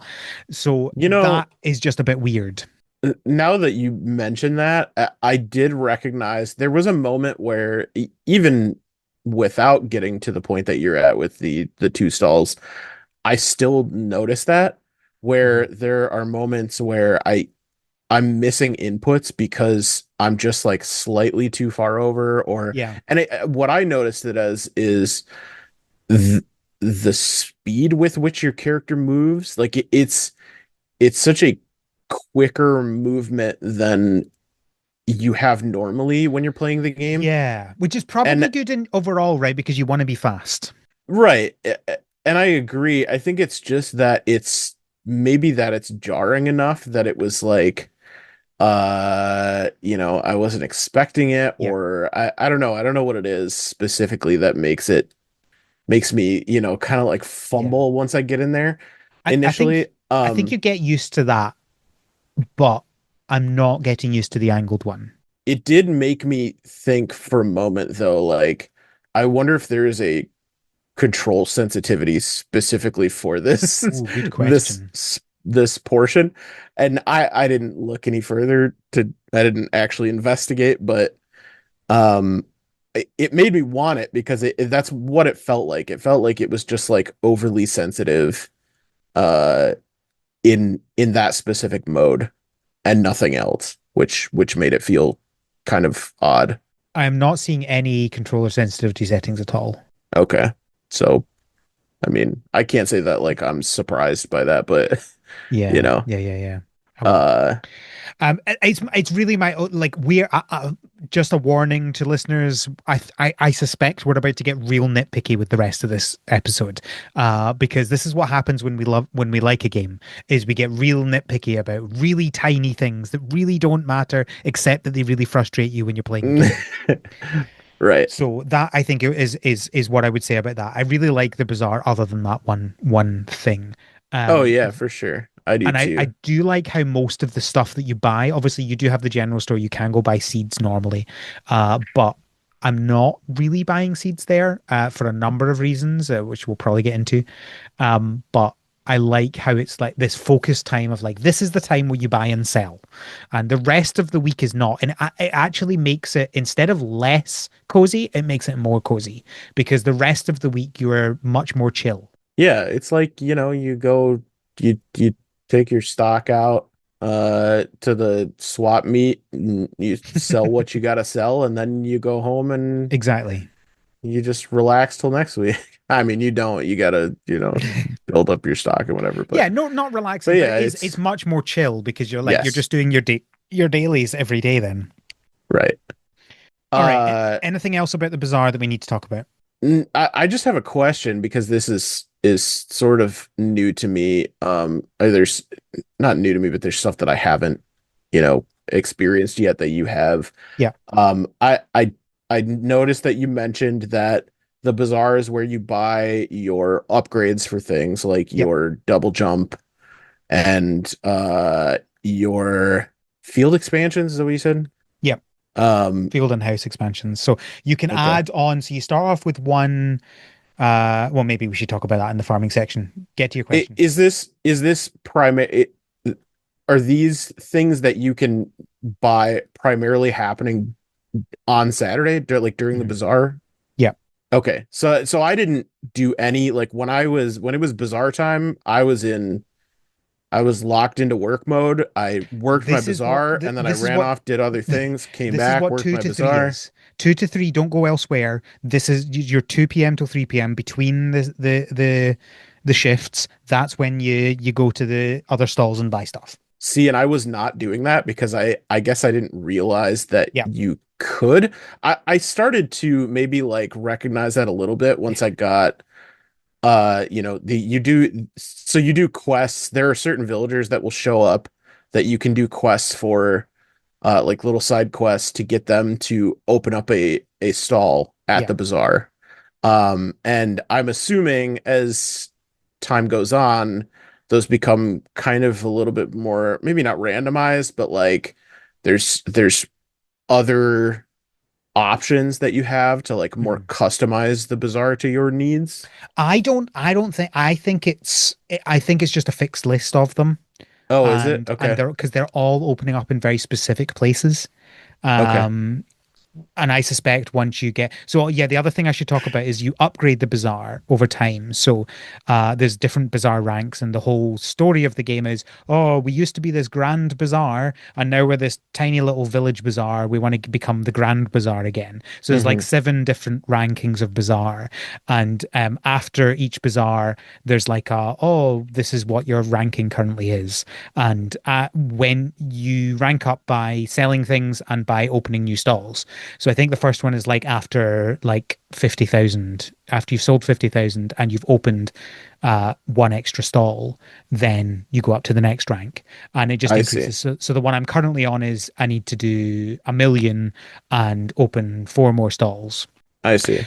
And I think it's specific ones that are in total. So you can do like when I was on the first level, I think there were 2 different people I could do a stall with. But once you do one and unlock the next one, that other person you can still open their stall. And I suspect if you want to get to Grand Bazaar, I suspect you'll have to have every stall open. I I don't see. think there'll be any extra ones. Okay. Okay. But Yeah, I wasn't sure if there were like if there was limited space or if it was I think it is limited space, but I also think it's limited stalls. I think it just is what it is. You're unlocking things and progressing, and it's just what order you do them in, really. okay. I see. So yeah, there's like, and it's interesting because some of them will be other people that come to the village to do that, but some of them Hmm. will be villagers in, they'll be like, oh, I've thought about opening a stall. Yeah. And they will generally be like replacing because like in the village, there's only really 2 shops. There's the general store, which you can basically just, you buy seeds from and you can buy like fertilizer and fodder and stuff like that. And then there's the Right. cafe where you can buy food. That's basically it. And every other shop that you would normally get in a farming game will be a bizarre stall that you have to unlock. And there's been other ones as well. Like I just opened a recycling center where you can take stuff to be recycled and get other things from, which is a fun additional one. There's a clothing one. There's obviously there has to be a decorations one for your bazaar stall because the decorations on the bazaar define your power ups and they give you like other ways to increase the amount of money and stuff like that. Hmm. Right. There's also Yeah, one that the this harvest is sprites open a stall as well, which is fun. oh, that's cool. I like that. Yeah, this is kind of news to me because I knew that there would be. I guess I'm at the point now where I know that there are going to be more stalls there. I haven't added Mhm. any yet, Mhm. because I've just been preoccupied with my routine. But I figured once I did, then that would, kind of activate something. Yeah. Uh, but this makes a lot more sense because because I was like, where do I buy like storage expansion or like a Yeah. new backpack or something? Because Yeah. I am at max all the time. Yeah. Yeah. Yeah. I'm constantly at max. I I got was at max by like day two. I don't yeah, know yeah. how. I unlocked all my backpack upgrades on like the third week or something. It was like need to do See, this I straight gotta do away. that. Yeah, I think that'll be the next thing that I do then is just focus on that. Okay, cool. Let's go through the other kind of standard mechanics then. So let's talk about farming. So I was going to start talking about this and then realized I should probably talk about it in this section. You start off with a what is it, 6 by 9 plot. And Yes. and you it's pretty standard mostly in that, you till the land, you plant the seed, you water, you fertilize, it grows, you harvest. Um, Hmm. but the interesting thing about this is in how the jumping works, right? So you Oh, right. Yeah. so in other farming games, you start off and you do button press does one action, and then you increase that by like upgrading your tool and like holding the button down, or it just automatically does more or whatever. In this game, you increase by jumping. So instead of pressing A to till the land, if you jump and press A, you will till 3 plots. And then when Hmm. you upgrade the hole, it will then go to 9 on your jump. And then you'll love this, when you get the double jump, that increases it further. So you jump once and it'll do 9, you double jump and it'll do like a 3 by 9 or whatever it is. Like it depends on what level it is, right? Um, I Interesting. I didn't know that it was uh the double jump, it like expanded that even further. That's Yeah, very interesting. it's fun, and it also gets to like the point where like so I the seed sowing, I think you can only do 3 by 3 at most, which is fair enough because like I don't know about you, but I think of the plots of land as being like essentially six 3 by 3 plots. Like I'm always doing things in threes on this. Yeah. um but Which is kind of not like enforced, but like it's kind of suggested in that way because you absolutely, can grow trees and the trees are 3 by 3s. they So it are, kind of yeah. like that sets the But also precedent, I think, a little bit. all of the upgrades, they're always 3 by something, and so they're Hmm. actually doing this thing that I hate, or no, not that I hate, the opposite of what I hate in almost every farming game, which is where you start off doing things in a certain configuration, and then you're like, oh, now it's uneven, right? Because I started doing 3 and now I've upgraded it, and I'm now doing 4 watering at once, so I have to change my configuration of things. Whereas Hmm. this is always threes, so it's like 3 by 3 by 1, and then 3 by 3, and then 3 by, I think it's 3 by 4 or 5. It's not perfect, but it's always 3. So you can always like you can keep the same configuration each time. And I'm now at the point where I'm just doing 3 waterings per chunk, just up each of the lines. I'm doing the 3 by 6 is the the most efficient for me just now. And I see, I I'm see. hoping if I upgrade it might allow me to do 2 rather than 3. I Uh, really like that. I'm sure that you learned this already, but I just learned this. Like this is one of the last things that I learned before we started recording. That you can the jump and jump plus action applies to like everything on the farm, which is Yeah, funny to me. Like even harvesting, you can like yeah, super harvest, quote yeah. unquote, where you jump and then press A and you like Mario butt slam and it pops all of the vegetables out of the ground in that like, Yes. area or whatever, Yeah, which so is so so so funny to me. But so this is like this is it what this is makes where I was sense. going with the sewing. So you've got the jump and then the double jump. When you double jump and sew, you do this like weird little gymnastics thing where you're like flip up and you go legs above head and you spin around. It's such an incredible animation that they've put so much effort into, and I have no idea why, but I love it. It Like I'm doing gymnastics to sounds sow these incredible. seeds. It's fantastic. Super sewing. Well, it's ultra sewing when it's Ultra sorry, the yeah, double ultra jump. sewing. That's It's so funny. I love it. It really like it comes across initially as like kind of goofy. It's like what a weird way to like solve a problem, but it it works really well. Like it adds to the like smoothness of Mhm, the controls and how the game like the just your day-to-day feels in the game. It's not like, because initially when it happened, I was kind of like, yeah, okay, I'm not gonna do anything with that. I felt the same way about like, when Tears of the Kingdom was coming out and they showed that you could like fuse weapons together or whatever. When I mhm, saw that in the trailer, I was like, yeah, okay, I'm not I'm sure that I will be that seems like a mechanic that I just genuinely don't care about. And when I saw the like jumping and doing stuff, I was like, okay, I don't feel a need to do that.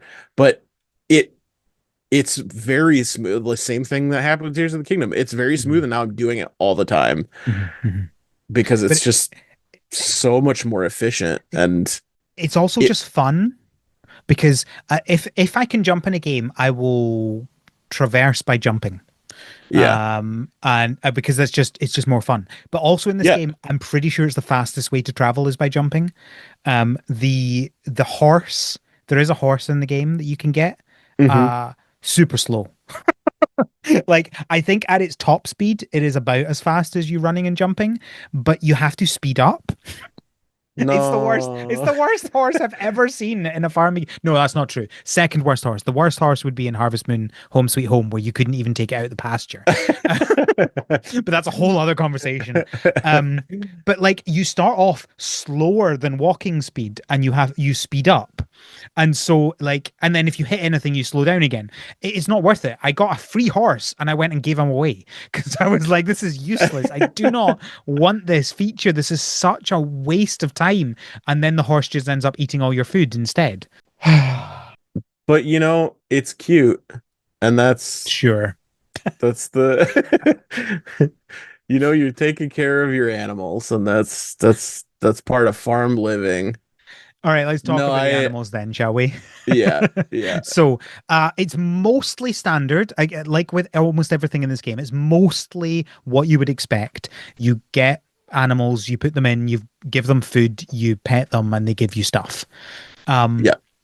the have you experienced the animals much? Not too much yet. I mean, Ha, I've got like I've got my chickens, yeah, and that's about like I have the ability to go cow mode, but I haven't yet yeah. because I'm Okay, still in my rotation. I got to break out of my routine. that's fair. But that is the extent of it. I did unlock the animal stall though. Yeah, I just haven't been to it nice. yet. Because I didn't really realize that like it was something that I did again. I didn't realize that was part of the mechanic that I like Yeah, can yeah, go yeah. and also shop because I'm so like business mode on Saturday that I'm not doing anything for myself. So the one thing that's interesting about this to me is so in most games to get the animals outside you'd go ring a bell and they'd all walk outside and then you'd ring a bell and they all go back inside. Hmm To get them out you've got two options. One is you literally grab them and push them outside. Actually, there's three options. So that's one. You Which can is literally grab kind of them and the then push them. Two is you like ring a bell and they follow you, but it's a really awkward one where you have to like ring it inside and then wait till they all go outside and then you go outside. Otherwise, they don't go outside. So neither of those are ideal. The third hmm option is dogs. like You herding dogs. you can train your dogs to herd your animals outside automatically. Ah, So I have two dogs now. I have a Shiba Inu and I have a collie. And they both currently herd congratulations on your two. new dogs. Oh, thank you. They both currently herd two animals outside, but as you train them up, they will increase. And so they now automatically, I don't have to do anything. I get up, I go and grab the eggs and milk and wool, and I give them all a little brush. And then at like, I think it's like 7 a.m. or something, my dogs will just go take them outside, and then they'll bring them back inside before night. It's great. I love Huh, it. that's awesome. Yeah, I love that.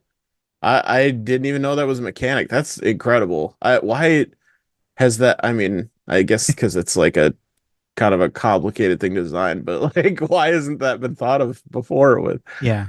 Because I've these always been games? annoyed that there's never an automatic thing for getting them in and out because Yeah. I just don't bother in most games because it's just like, oh, because the problem isn't getting them out. The problem is remembering to put them back in at night. Yes, And if completely. you like And I've faint, because I faint in this game all the time because I'm really bad at checking my stamina. If you faint, there's nothing you can do. yeah. And I'm so like, old school Harvest Moon that like I just wind up pushing my animals around everywhere or like picking up my chickens and carrying them outside Yeah, and plopping them down in the pasture. fair, fair. But I love that. I love the idea of like actually being able to have herding dogs. Yeah, it's great. I really It like. kind of like it lends itself well to that the kind of the aesthetic of the game too, because it's very like Highland kind of like Swiss Alps sort of feeling, like the aesthetic feels like that. Um, and I think having these herding dogs and heavy winds and all this stuff I think is kind of makes sense for the aesthetic that they've got going on. Fishing. Have you done fishing? I have What are your feelings on it? Because every uh every game has a different fishing mini game. What's your thoughts on this one? shockingly easy, and I kind of love that. It's easy until you get a hard fish. Then you have to Okay. be perfect, and if you're not perfect, you won't catch it. I mean, I Uh, feel like I'm pretty like dead on already to the point that like it almost was have you played rhythm games yeah. really ever? Oh yeah, yeah, When like you start out early and you start out on like slow difficulty or whatever, and it's so slow that it like yeah. trips you up. It Yes, was yeah. like I know that where exactly I what you was mean. like, Yeah, okay, I'm ready. Like, what are we doing? Give me something more to, like, that's fair. so I feel like I'm ready for it because it's pretty straightforward. The way that it works is, you just have to, I don't know, when you say you have to be more precise, are you talking about on the like initial reel in or on So, the commands? on the commands, so the yeah, so let's do a quick explanation. So you've got a number of like fish icons, and for every fish icon you have to do a directional input on your Hmm. analog stick, and it will say like, oh, do up, so you do up, and then you do left, you do left, and they're timed, so you like have a specific number within a certain time, and there's also a timer running down. If you do one wrong, the timer jumps down a big chunk. Hmm. So if you obviously some of the fish have like three fish icons, so they're super easy to do, but some of them have up to like 15 fish icons. And so if you were to do one wrong, you're not catching that fish because it Yeah, you have to do it as quickly as you can, as soon as they appear and perfectly.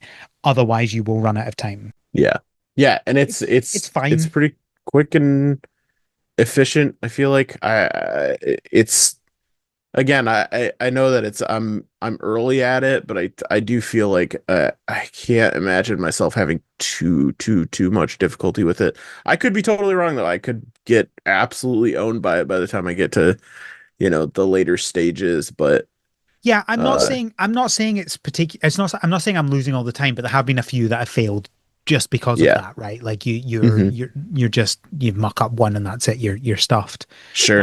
on the hard ones. But I think this feels like maybe the best balance I've played of between having nothing, you just press a button to reel it in, and like the more complicated ones. I know some people love the Stardew one. I don't. Uh, I've never really found that any of them are particularly fun, and this is obviously not particularly fun either, but it does make you do something, but it's not like such a difficult thing that you find it so frustrating. Oh, see, I'm a sucker for a good fishing mini game, and just I like would be too if any of them were good. uh I really like playing some of the, not like, bass pro fishing or something like that, but like more Mhm, gimmicky fishing games mhm, mhm. uh for just the sake of like, it's kind of a, it scratches that itch that I get with fishing mini games and in farming games like this, but without like everything else, like I Mhm, just get mhm. like some quick bursts of, like, Ace Angler is one that's, it's like it's got arcades in Japan and stuff like that, and it's much more like lighthearted, kind of goofy fishing and stuff like that. So I when I get an opportunity to do fishing mini games and farming sims, or life sims, I'm glued to it for quite a bit. And I like that this is not like, I can do it without having to, like, I gotta have my volume down so I can hear the splash. I gotta, Mhm. like, I just gotta hit the right inputs, and that Yeah, yeah. feels good and like normal to me. Feels like it makes sense. Bug catching. Have you figured out how to catch bugs yet? So I have been catching them with my bare hands. Yep. Uh, but only some of them. The flying bugs I have not been able to figure out how to catch, and You I'm got to jump. assuming that I get it. Oh, are you kidding? Nope. Okay, so because I sneak up on them, and I'm Yeah. like, You got to I'm, get underneath them, and then jump and catch. oh, okay, all right, So okay, let me just double check my playtime because it's going to be important when I tell you this next thing.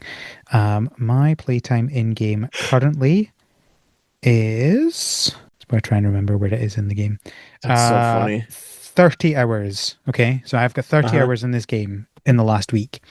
I found out how to catch bugs 3 hours ago. Like real time 3 hours ago, like just It's before we so weird. recorded. I had It- no idea how to catch bugs I just because I was like, assumed I was like, where's my net? And I'm sitting in fall of year one being like, why has nobody given me a net yet to that's catch any exactly bugs? why I didn't too. I was just like, I assume at some point I'm gonna get a No, bug net. no But then net. I started to question it a little bit because I got my fishing pole and that like filled out my toolbar. So Exactly. I That was was the like, thing. well, now what? I realized that today. I was like, wait, why am I expecting a bug net when I've got no spaces left on Yeah. my toolbar? So I Googled it and I was like, you're kidding me. You just sneak up on it and press A. That's all you do. I Yeah, wasn't I expecting figured that. that out with the, like, the grasshoppers and the ladybugs and stuff, because I noticed that when I got close enough to them, there would be before they fled, there would be a command, like a little command would flash Yeah. on the screen, and I was like, oh, I must be able to, like, catch them by hand until, Yeah. because then when I couldn't figure out the float, the like the butterflies and stuff, I was like, oh, I must need to wait for my bug net in order to catch these. Yeah. Well, apparently And the not. thing is, it doesn't tell you. That's the only indication you get that you can catch them is that little thing that pops up in the down the top bottom right in tiny text that says "a catch." Yeah. When you're at the right position to catch one, there's no like tutorials. Everything else is like introduced to you. It's like someone comes and gives you a fishing rod, and someone comes and gives you a pickaxe or the item for pickaxe. It's like a combined pickaxe and an Yeah. axe. I really like that being Pickaxe combined. and, yeah, And everything else is or like introduced to you. hammer and axe. There's one tutorial screen for catching bugs, and you get it after you catch a bug. Yeah, Why do you get it after you catch your first bug? and even then I was like, oh, maybe I, like triggered that early because I didn't get, you know, I, I, it's not normal that I should be catching bugs right now, but what they should I do don't is they know. should show that screen when your first bug runs away from you. Yeah. Like, why are they Yeah, waiting until you've actually. caught one No, you're and you've right. figured out how to do it? That's such a bizarre decision.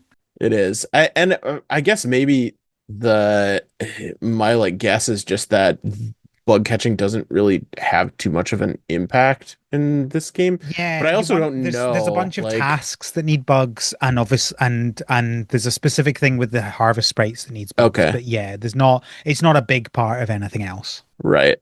All right, Yeah, mining, that's mining and wood. this is different from most farming games in that there isn't a mine and you can't chop down trees. So you mine block like rocks and ores that are just like in the mountains Hmm. and also just lying around the ground randomly around the town. And you Yep. get wood from fallen trees, so there's logs on the ground and you use them. I really like that they combine the two tools into the one, so you just use one for getting both of them. I really like that. Yeah, I do too. Initially, I was like, I don't know if I like this, but then I was like, after playing with it, I was like, why would I not like this? Like, Yeah, and I realized that I think it's just because it's like it was different that I was so used to like I have an axe, I have a pickaxe, or I have an yeah, axe, I have a hammer, and that's it. And that's my, I know what I need, and I know how to, but after playing it, I was like, why would I not want this? This is so much better. yeah.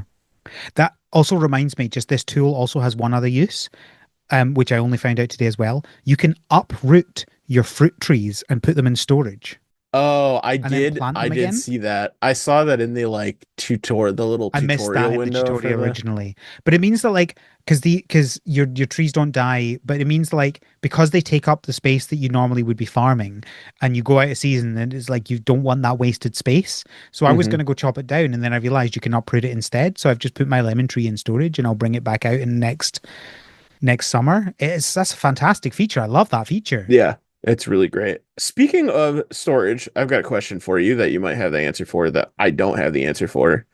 Uh, in the tutorial portion where they're talking about your storage and how your storage works and that you can store stuff in there, and you can put goods in there that will stay fresher longer. Mhm. Does the freshness actually deplete while they're in storage? Or is it Yes, it just does. It does okay, deplete while okay. they're in storage. So Because I wasn't sure if I just misread that as like, no, they oh, it they will, eventually deplete, or like it no. was just their way of saying if you put it in storage, it like pauses it. So it yeah no it just goes slower in storage, and then you can Okay. upgrade it to go even slower again in storage. Okay. So I guess for listeners, like the food goes out of date in this game. It is very slow. Like I had a mushroom in my storage that I think took. It was like a season before it started warning me that it was about to go out of. Mm, And then it goes like a little kind of gray background, and it's very clear like something is different about this, and you hover over it and it says like it's close to expiring.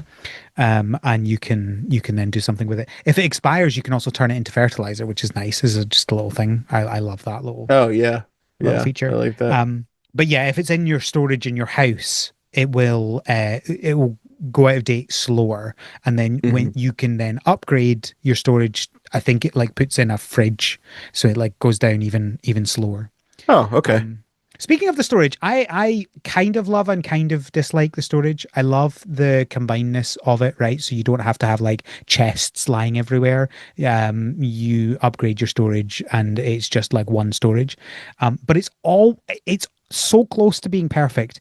So there's two things that really annoy me. So one, uh, your kitchen isn't connected to well there's a little door that allows you to get into your storage from your kitchen, but it's Hmm. not. If you go to cook, you have to have things in your bag to cook. Right. Why is it not automatically connected? Because I'm like, here, like let me just cook from everything in my storage, right? That's the first thing. That's so annoying to have to go and grab things out of my storage to then cook. When you upgraded to the fridge, did it still do that? I haven't done that one yet, Oh, okay. but it I'm didn't curious mention if anything that about that. All it changes mentioned it. I don't was know that why it it just would, but I feel like it would have mentioned that. It yeah, doesn't I feel mention it like in you're the right. description of it. It just says that things will expire slower. Yeah.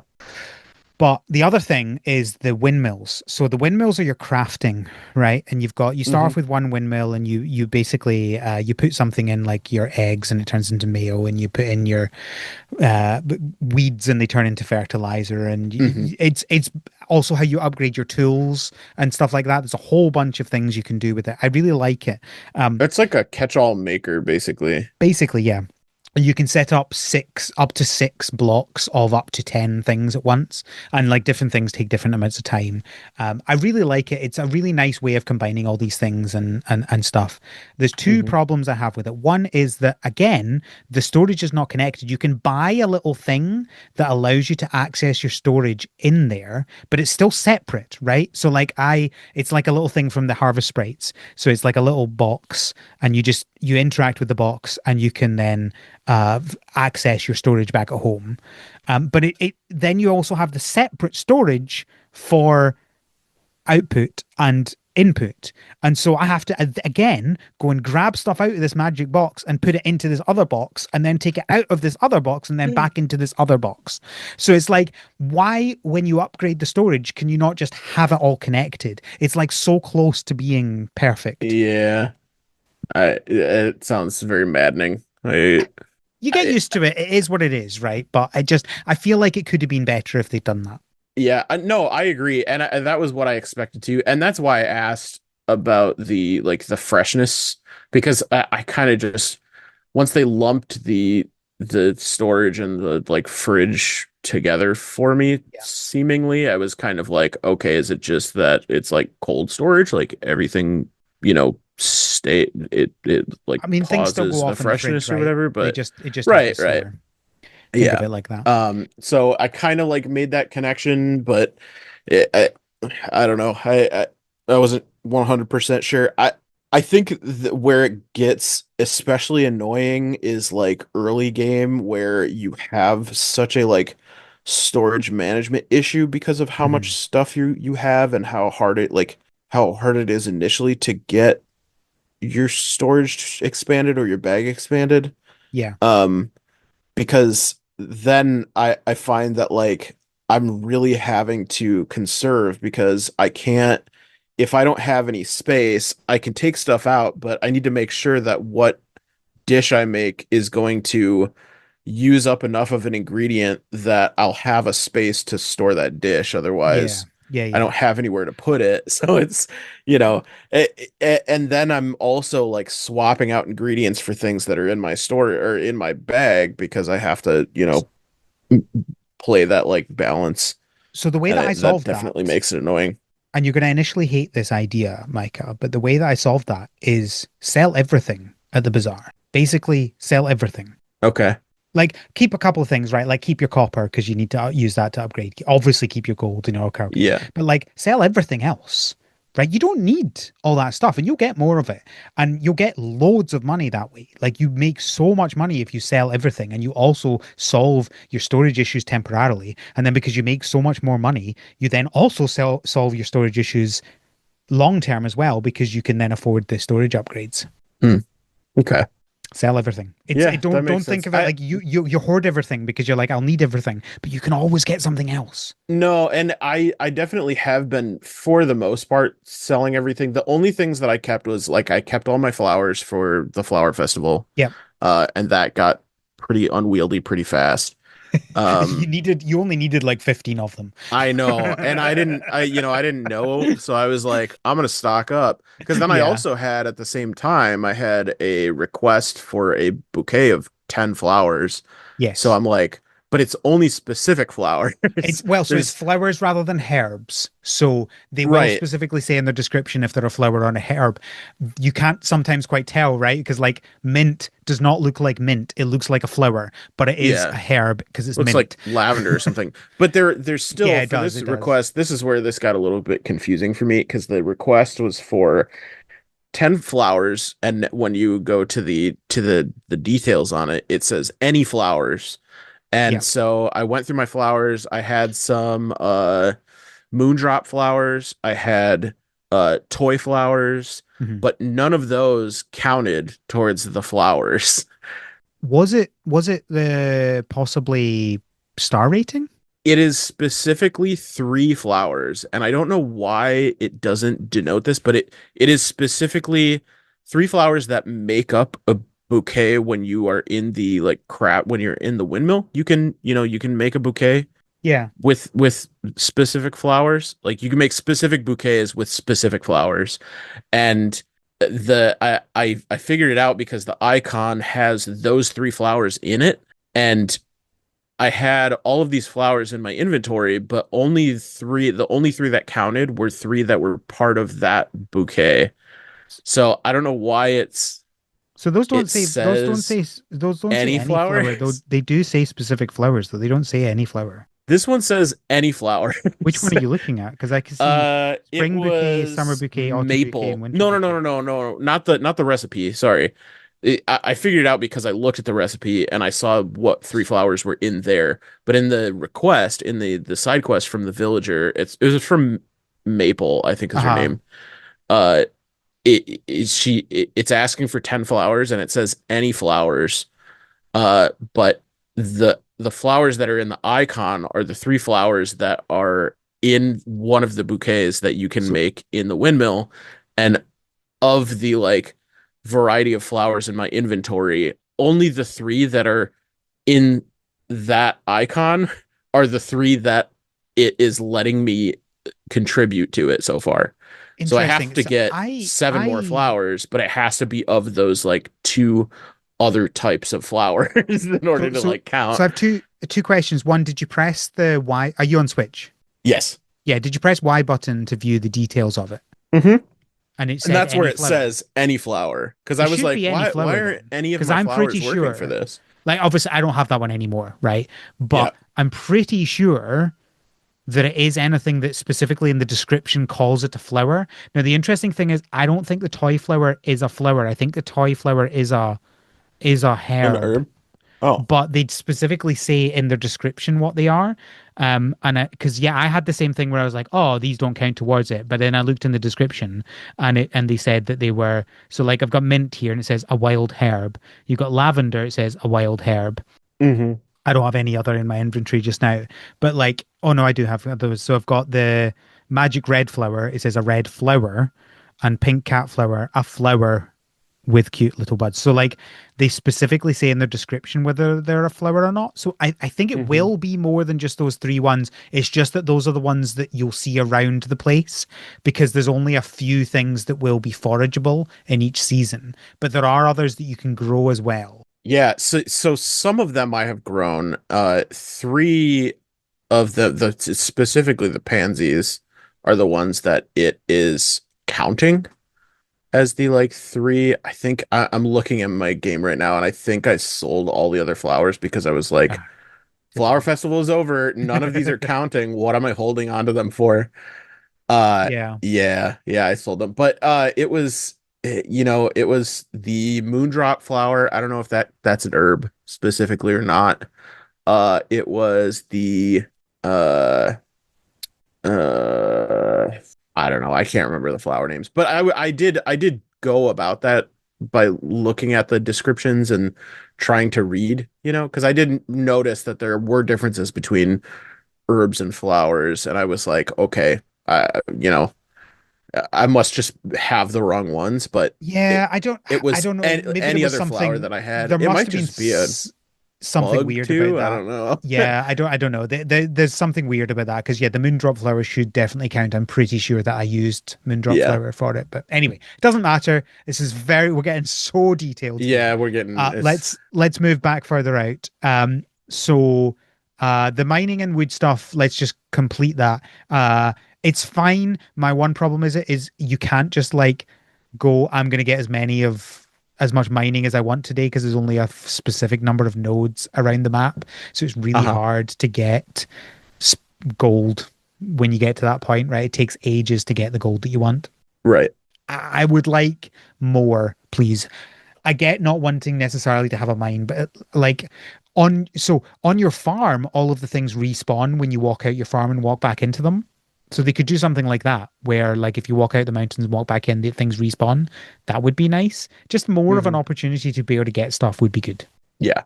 Yeah, Um, I agree.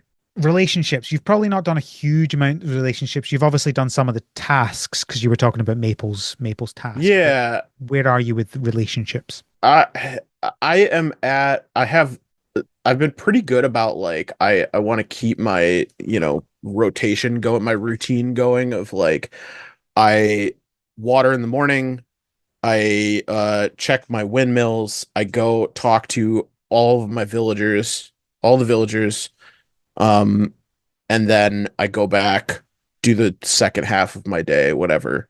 Yep. So I have been keeping up pretty regularly with daily interactions, and doing the tasks that I can and things like that.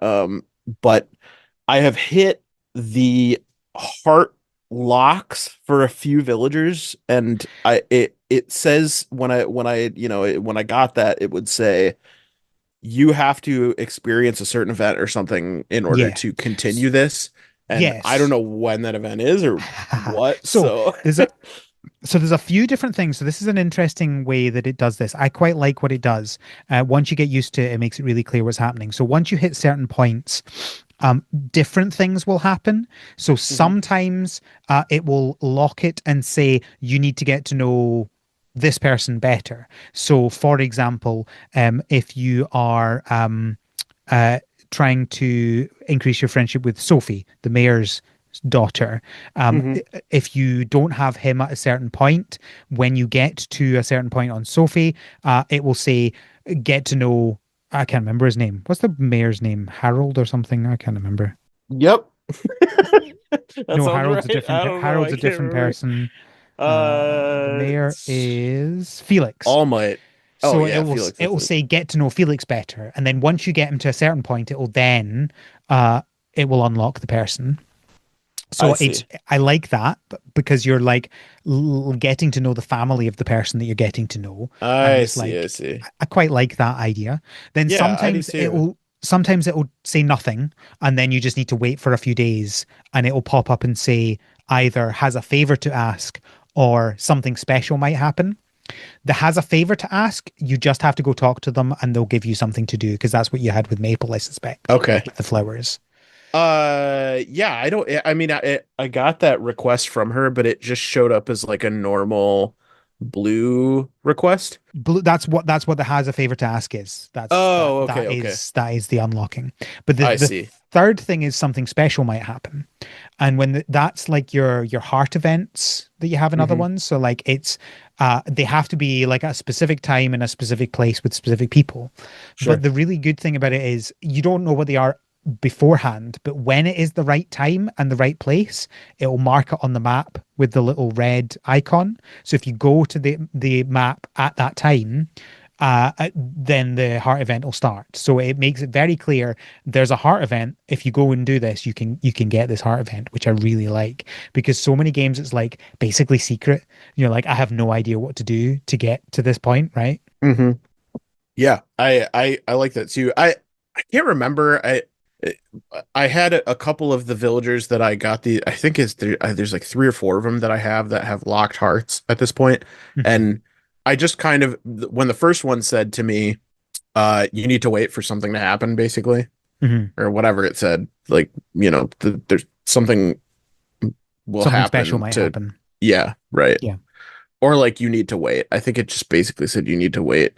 uh at that point I was like, oh, that must just apply to the rest of them. So to know that there is like a difference, I wish that that was a little bit more clear, that there's a difference in like, It is more clear when it happens. You just haven't had it experienced. okay, On the if you go to the resident info and you scroll down, it will either say like you've got to wait or has a favor to ask, in which case you can go and get it from them now, or it will say something special will happen, and that's okay, the waiting for a specific time for the heart event.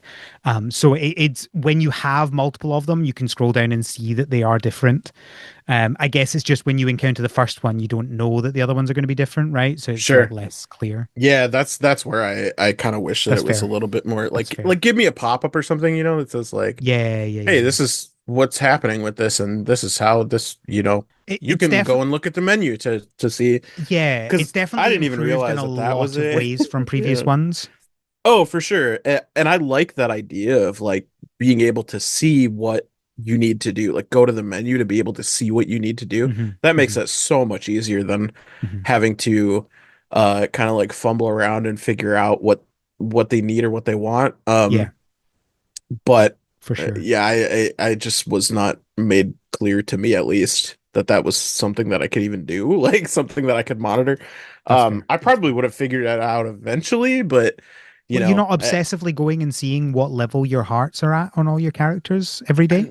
I mean, I see it when I talk to them, you know. Oh, come on, come on. You just see a I see when color. I talk to them and I get the How do you little, know which level the color is if you don't go and look at them and how many hearts they have? you know, that you raise an interesting question and one that I thought I had the answer to, which was the the amount of hearts that are on their bubble, but I'm realizing now There's that only one heart there. there's only one heart for Hmm. everybody. Um, my very nitpicky thing about this is on the resident info, let me reorder the characters, please. Because the ones that I am shall we say courting are like halfway down the screen. So it's like when I open up the thing and I want to go down and see what my friendship level is on Kagetsu, I have to scroll down like 10 people to get to her. Let me bring her to the top, please. I want to see her at the top, and then you could just Yeah, look and see what you've done. being able to like favorite or like reorder because like, Exactly. you know, if you were to favorite them and it brought them to the top, that would be neat. Something to be able to like reorder that would be nice. Is there a particular character that you are interested in courting just now? I I mean I think Maple I Fair. think for a couple reasons. One, the classic wife guy maneuver kind of reminds me of my wife a little bit. Hmm. Uh but also I love fall and her like Hmm. Yep. fall aesthetic is, you know, she's got like maple leaves on her dress and you know, that's She I she think it's very cute. It's specifically like fall she colors and when you talk to her at the beginning of fall, she explicitly says, "Oh, I love fall as well." So it's yeah, yeah. it's very definitely part of it. And we, you know, my wife and I got married in fall and that's like our anniversary every year is obviously in fall. And so like that season has become sort of like the season of love to me. So Hmm. I Hmm. you know, it kind of spoke to me a little bit. Her birthday's in Um fall as well. it is. I just realized, and this is something I didn't notice until now. The It's localized here, so it says autumn, not fall. Oh yeah, it says autumn for me too. Oh, okay. It's not localized then. That's just the English translation. Fair enough. All Yeah, right. you know, we I'm kind just of so used to saying fall for farming games because they all say fall. they do, yeah. And we, you know, kind of go back and forth here too between fall and autumn. I never say You know, thought of we fall outside of conversations about farming games on this podcast. Every other time I would say autumn. we're pretty, you know, we're pretty wishy-washy about it. And we're still on daylight savings time, so, you know, we're, So we're my just my thing, you'll probably remember that I'm a sucker in games for like the mean girl. And I'm always like so like Haley yeah. in Stardew, and I'm like, oh, I can get you to like me, right? Like it's a challenge. I like the challenge. Um, there isn't really a mean girl in this game. I mean, maybe June, but like she's not Yeah, June was really kind of like but she's not initially really rude. yeah not to the same level, right? So I was like, oh, okay, maybe I'll go with someone else. Have you met Kagetsu yet? No, I haven't. So Kagetsu is not mean. And so initially I was like, hey, she's definitely the one that I'm courting just now. There's a few that I'm interested in, but I think Kagetsu is probably the one I'm going to focus on for this playthrough. Um, I was like, hey, I managed to be interested in someone who's not the mean girl. But then I realized she's not mean, but she is completely like she's a recluse. So you don't meet her for like weeks because she lives in the mountains and you have to open a portal to get to her house. Uh, and then like she basically tells you, go away, I don't talk to people. So like you have to build up that relationship before she even like does anything. So Um by default, sort of mean. Essentially mean girl. I just ended Yeah. up with the mean girl again. Why does this keep happening to me? Which is funny because like my wife is not a mean girl. She's the most lovely person in the world. Um Bizarre. But what I really like about the characters all feel very kind of full. And I'll give you the example here in Kagetsu is the she doesn't have any family, obviously, and she doesn't really have any friends. You're really the only person she interacts with to start with. And like your story with her is like you're bringing her out of your shell and taking her around and introducing her to people. But there are no, because of that, there's no other characters that you have to increase the heart level with alongside her. So, like when I was talking about how with Sophie, you have to increase the mayor's because she's her father, and with Maple, you have to do it with the two people who run the hotel. With Kagetsu, there's no one, and I like how they didn't just shoehorn in someone into that just to have that mechanic there, and actually go, no, it's more important that we have the character be true to the character, if that makes sense. Hmm. Yeah, that's interesting. And she's not like, because there's that guy that like moves into the mountains, right? Hmm. Hmm. I can't remember his name. The guy that shows up with the Arata. caravan. Yeah. And he also kind of is like a little bit of a recluse, and I don't want to say I guess anything. There's story to that. okay, all right. It's not the same. It's definitely not the same. Yeah. You if you continue playing and interacting, well, I don't think you even need to interact with him. There's a story thing that involves that, so I Okay. don't want to say anything. I see, I see. Um, Yeah, so I mean, it's as far as the relationships go, it's pretty good. I don't know if I would go so far as to say the characters are as good as Stardew ones yet. I don't think I've gone through it enough to know that, but I feel like they could be. I'm not Yeah. thinking they don't all feel like one note and unique, and it feels like they do have development as you get to know them, and you like uh show them your world and they show you your world, and like they progress in other ways. So it does feel like there's something there, and whether it'll end up being as much or I don't know. We'll see. Hmm. Hmm. The other thing that's like sort of interesting too that you don't see with really any other farming games, I guess, is that like the villagers are not the only like you have Mm, the core villagers, like the cast of villagers, right? But there are just like random people. There's just random NPCs that are like sort of milling around town that yes, don't have names they're and meant to just be tourists, I think. oh, okay. Because I whatever's going on, I like that they're kind of like filling out the town by not just having these like how many is it, like 20 something people, 20 Something like something that. Yeah. actual villagers, like named villagers. Hmm. And 20 people in a town can feel pretty small and empty when half of them are indoors or so, like so it's nice that these like random villagers kind of or visitors or whatever kind of fill out the town and make it feel like a little bit more lived in. Yeah.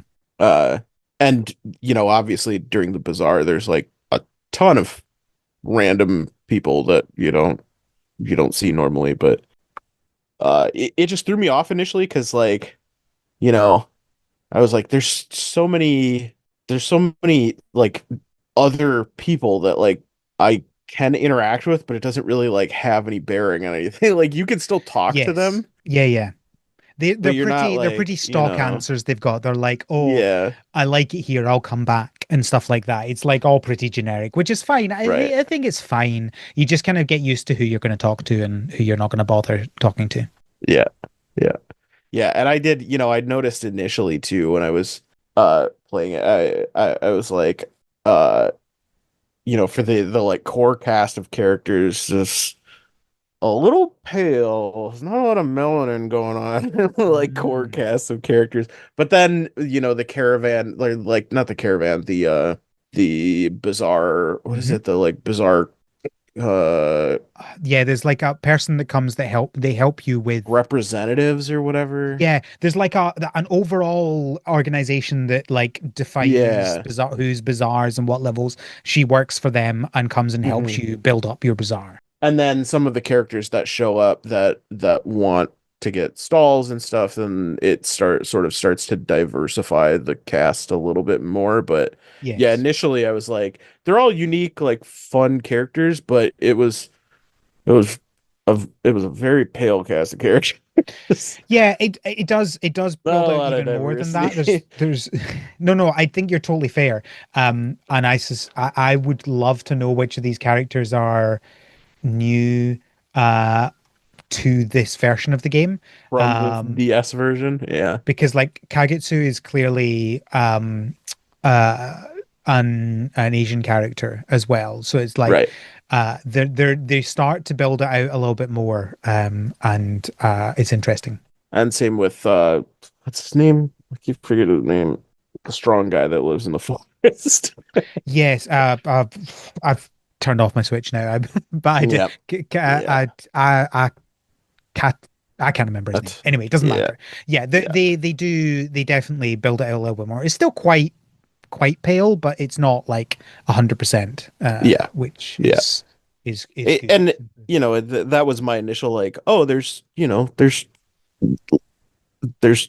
like people of color in this town that I can they're like the cast of characters. But then when I found that those NPCs were like stock, like not even like named, I was Yes. like, okay, well, but yeah, it definitely seems like it fills out more, and all of the characters are very interesting and well written, I think. And I mean, albeit kind of like uh cliche in a lot of ways, like Mhm. it's just kind of like there's not a whole lot of like uniqueness to like specific unique. It's a lot of the same like kind of trope characters that you would Sure. expect, like the sort of mean girl that is actually has like a backstory that justifies her being sort of mean, and then like the happy-go-lucky girl, and then like the boy who doesn't care about anything, and then the boy who's I like think super serious about Yeah, everything, I, I like think this is what I'm saying is like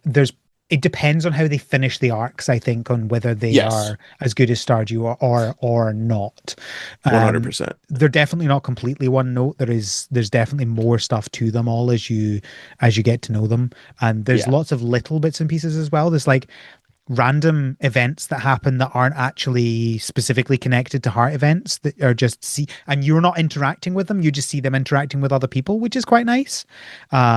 So like, with Maple, for example, there's been a couple of times I've walked into the hotel and then there's like a cutscene with the full voice acting of her talking to the kids and they're like asking her questions and stuff like that. And then that's it. You don't interact at all. That's it.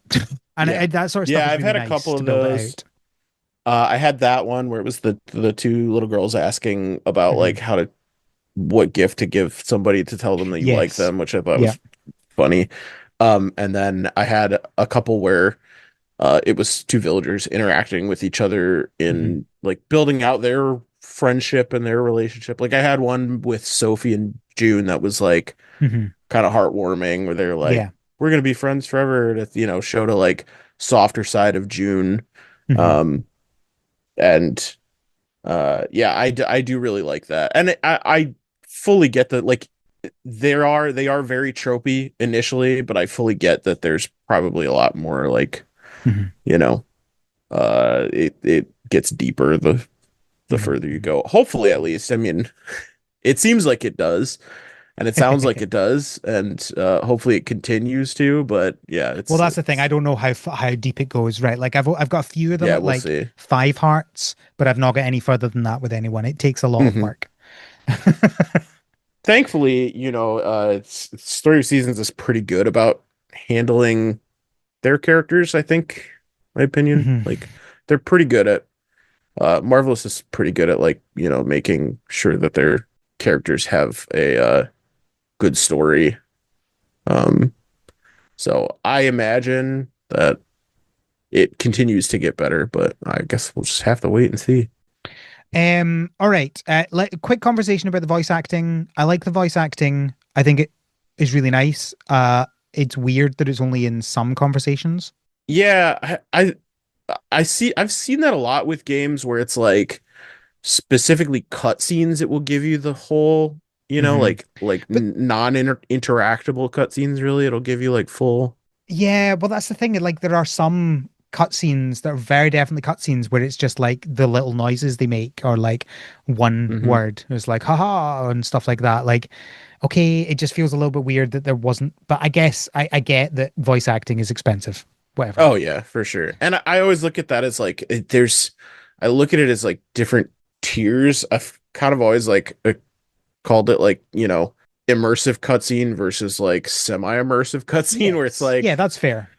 you know, you've got the cutscene that's like you're supposed to be paying attention to, and then the cutscene that is kind of secondary to that one that still has information, but you just kind of mash a button through it Yeah, yeah. and it's not Well, like so there's pre-rendered or whatever. So, yeah, so there's another interesting thing is you have an auto progression on conversations as well, which hmm I love, especially for the full cutscenes with the voice acting, because I can like this has made me more likely to pay attention to conversations because what you do is you're like, oh, it's a cutscene, right? Let me put on the automatic thing, let me put the kickstand down and put it down, and like I can go and fiddle away with something with my hands, like my Rubik's Cube or whatever, listening and watching the conversation, and I don't feel the need to like button mash my way through it. right. I love it. It's fantastic. It's so good. Yeah, Every it's really every nice. game should have that. It's also like pretty shocking.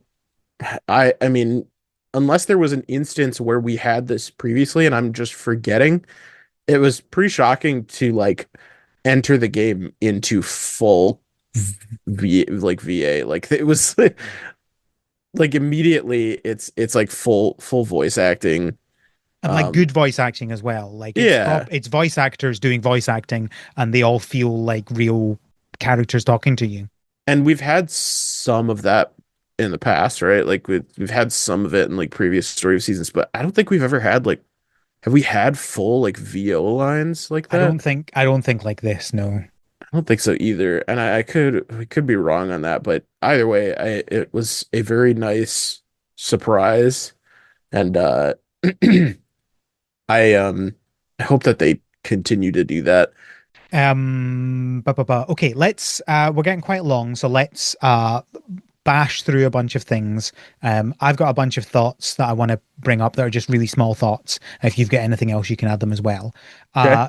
The map, I quite like the map. I like how it shows where people are on them. I hate the different pages and moving between the pages. I think it's really awkward. I feel like Yeah. it would have been better to have like a directional thing to get to different ones depending on where they are on the map. Just Yes. hate I can never figure out what the next map is going to be if I press a shoulder button. No I idea. think I think I agree that like having a directional to navigate like on one screen being able to like press the D-pad Go left up or and right or yeah, whatever yeah, to yeah. like, or even like zoom because some of it is like it's zoomed out. Yeah, Some of it is like this is the same thing but like zoomed in a little bit more on this one specific spot. Like exactly. let me zoom in on those spots. Just give me a like big map and then let me zoom in on the spots that I want to zoom in Yeah, on, you know? super weird. The you can't change your pronouns after creation. Boo, this is bad. Uh, but at least they have, generic pronouns as Yeah. well as, genderless pronouns. You can't be bald. What's that about? Let me be bald, please. Thank you very much. You can't be Um, bald? You can't be bald. There's no bald option. Maybe you Oh. can unlock it later on, but there's no bald option to start with. The best I could do was buzz cut, and I hate buzz cut. I just want to be bald, please and thank you. Oh yeah, there's also a conversation log. So as you're going the conversation, if you accidentally press through something quickly, you can press the X to view the conversation log. But if you accidentally exit the conversation at the end, you can't get back to that. Please let me get back to that as well. So close. There's a basket. Do you know about the basket on your farm? Yes. So Which was also in the DS version, right, okay. So this is which a I thought was basket that kind of you can neat. take with you around the farm and you can put stuff into your storage that way. So if your storage is full, if your bag is full, you just put stuff in. You can't take stuff out, but it is a one way put stuff into your storage. Hmm. I think that's me. I think that's me with all my little thoughty thoughts. Have you got any other small things you want to talk about before we end? I don't think so. I think the only thing that like we've been like really singing the praises of it. Uh, and I think my summary of it is that like the fact that even while we're talking about it, we're having this 3-hour conversation about it, I still want to go back and play more of it. Like I'm excited to usually when we do these, I'm by the time we're done with the episode, I'm like, yeah, I'll probably get back to it eventually. And usually I do, but it's like, I don't know when, but I immediately want to keep playing more of this once Mhm. we we're done recording. Like I want to spend the weekend just sitting and playing it, like I just it's just so good and such a like it really like is something that isn't Stardew, that isn't like a Stardew like, that is finally like feels like it's scratching the itch for me for a farming sim. Um, and I'm just excited to play more of it. Yeah, I agree. Uh, Absolutely. It's super fun. And Highly recommend it. I don't know how much more time I'll put into it, but I'm not going and selling this game or turning it off like I do with some games after the podcast. I'm playing this game more. Absolutely. Yeah, I gotta at least get, I gotta get my Bazaar up to a Grand Bazaar. I feel like that might be the point that I finish, but I yeah, feel like I gotta get there. I've got up to like the third highest level, so I've got two more to go. And I'm like a third of the way through the next one. So I feel like I'm not far off because obviously the amount that you make as well is increasing. yeah, You the one more complaint about the windmills. When I unlock a second windmill and the second windmill does different things than the first one, also let me do the other things as well. Let it do all of the things. Let me do yeah. Let all of it. the things in all of the windmills. Just let me upgrade them, please. I want to do all of the things in all of the windmills. Yeah, I fully agree. It would be nice that like if I don't know if maybe it's asking too much, but like to have them be No, connected too would be it's really not. nice. It's not asking too much. To That is having them be connected in a way that like if I run something at the windmill, if I go to the yellow windmill, let me be able to pick it up or I something, mean, they would be able like to solve that just by having the storages in there just connected to everything, and I don't understand why it's not, but whatever. Anyway. yeah. All right. I think we're done then. It's possible this might have been the longest episode ever, but we'll find out once I've finished it editing. Madness. But thank you, Kevin. Not Kevin. Thank you, Micah, for joining me. Yeah, I know it's usually the last feud has been Kevin, but Yeah, surprise. I've obviously too used to saying thank you, Kevin, for joining me. Thank you, Micah, for joining me. It Of has been a course. delight, as always, to talk to you about a game that we are enjoying, which is such a nice thing. Yeah, it's a nice change of pace because usually I'm on here talking about games that I'm not particularly enjoying. So Look, thank you for I letting me will. like gush about something. Oh, quick thing. Maybe I'll put this out as a separate thing. Any thoughts on the console version of Harvest Moon Home Sweet Home that's Oh coming out? no. I mean, we knew it was coming. We called We it. did. We did. We could read that from a mile away, but it was only a matter of time. What is the actual release date for it? Did they Oh, say? I think it might be out. Oh, is it? Let's have a look. Yeah, I'm looking right now. Uh, Uh, Harvest Moon Cozy Bundle. What is this? Oh, October Lost Valley and Skytree Village, which I heard is not thir 30th, great. 1st of October. Oh, No, no, I no, am don't gonna buy that. be Don't buy the cozy bundle. I'm gonna be deep in another game by October 31st, Oh yeah, well that's most true. likely. That's So very true. Look, I'm not buying the game a second time. I just want the update to come to the iPad. That's all. All right. Where are we? Yes. Where can people find you on the internet? you can find me on Instagram, Blue Sky, unfortunately still to some degree Twitter. Uh I have a YouTube that I have uploaded one thing to, and it is a short about the Dan Club, which is I don't know, just go watch it. But I'm pretty much everywhere you can find me at Mike the Brave. Did you get many? Micah the Brave. I just spell my name because that's the one that people have trouble with. Did you get many Dan Club entrants at Worlds? I did. I got quite a few. The binder is filling up, which is exciting. Uh, I have just to explain it a little bit for the listener. There is a card that not just a card. There's a character in that was introduced in Generation 8 of Pokemon in the Galar region named Dan. That's it, just Dan. And he's very much just a guy. He's got like a mustache and the like horseshoe male pattern baldness, and he's just like a middle-aged dude. And they made a card for him, and I thought that it was very funny. And I thought it would be funny to try to amass the biggest collection of him, of that card, thereby also artificially inflating the price of it so that this random dude has more popularity than anyone would expect him to have. But I started doing this thing where when I go to Pokemon events, like a regionals or worlds or internationals or something, I bring blank Dan Club cards with me, and if you give me a Dan card from Rebel Clash is the set that it was from, I will give you your own custom Dan Club membership card in exchange, and that's the Dan Club, and we've got a pretty good pretty good size group of people that have joined the Dan Club at this point, and it keeps growing. So, and I get messages every now and then too. I'm getting them more regularly now that are people just like asking me if they can just mail me one and get have me mail them a Dan Club card in exchange, and I have to tell them it does not work that way. You No. gotta you gotta see me in person. Yep. And this is So why I will come to America next time.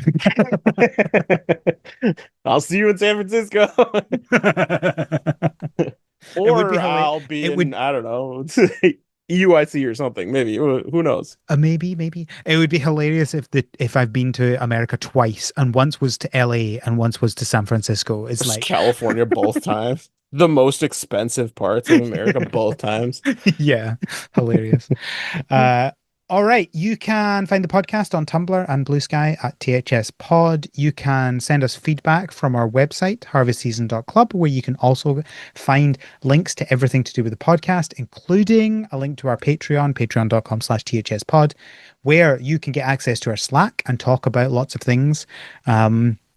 And also get access to our bonus podcasts. We have one upcoming that I did not manage to get edited for last Saturday, sadly, but should be up for next Saturday. And that is one that Cody and Spencer did about insect-based kaiju. Oh, wait, I love that. I'm a big kaiju fan. I like kaiju a lot. So I have half I'm also edited a big that and then I insect got fan. busy. So that's pretty Fair, exciting. fair. Yeah, I think that's everything then. Thank you again for joining me, Micah. Yeah, thank you for having me. I should probably also shout out the fact that I also have a podcast, but we Hmm. record an episode once every like quarter. It's Yes, a I very forgot about casual that. podcast. It's called Soft Reset, and it's about shiny hunting Pokemon. That's pretty much it. I have enjoyed the three episodes that The you've. all total three of them. We have 4 and 5 recorded. We just have we Kiefer, who's my co-host, we just don't have time, and we have them recorded. The editing is the like Yeah, the thing that we get hung up on because we just fair wind up enough. not having the time for it. So, The, it'll be up eventually. we have a fun thing here of like what what have you most recently been on, my podcast or your own podcast? And there was a time like between the last time you were on, which was Natsumon in February, there was like a 3 month period where it was this podcast, and now we're about Yep, to enter another period where it's going to be this podcast again. that's right. I am enjoying it as an ongoing thing. We'll see how long it takes. Hopefully sometime this year.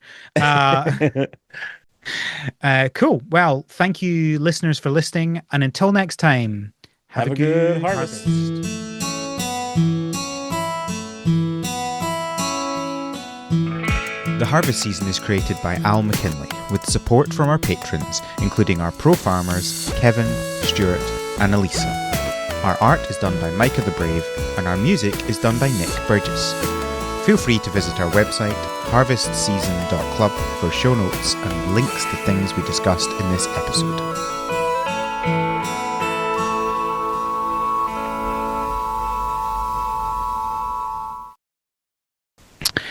I'm looking at the time, Yippee. and I think there this will definitely be the longest one. The longest one before this was our Pioneers of Olive Town episode, which was 2 hours and 29. We've currently been recording for 2 hours and 50. Oh gosh. There's no way there's 20 minutes that I cut out of this. And then the next longest before that was Harvest Moon Home Sweet Home at 222. Oh no, What can I 223 say? was Game of the Year 2024. I'm just And then Game of the Year 2023 was also 222. And then we have one that you weren't on. No, no, no, no. No, then we have Story of Seasons Mineral Town. That was 221. Then we have one that you weren't on. That was Fields of Mystria. That was 218. mm, And then we have Harvest Moon. What on earth was that one? Harvest Moon, One World. That was 214. I just, I put the yap cap on when I'm I think literally out of the over 2 hour episode ones, one, there's only two that you weren't on. And both of those were Kelly. So you and uh, Kelly, with me, are the 10 longest episodes. we just, got a lot to talk about.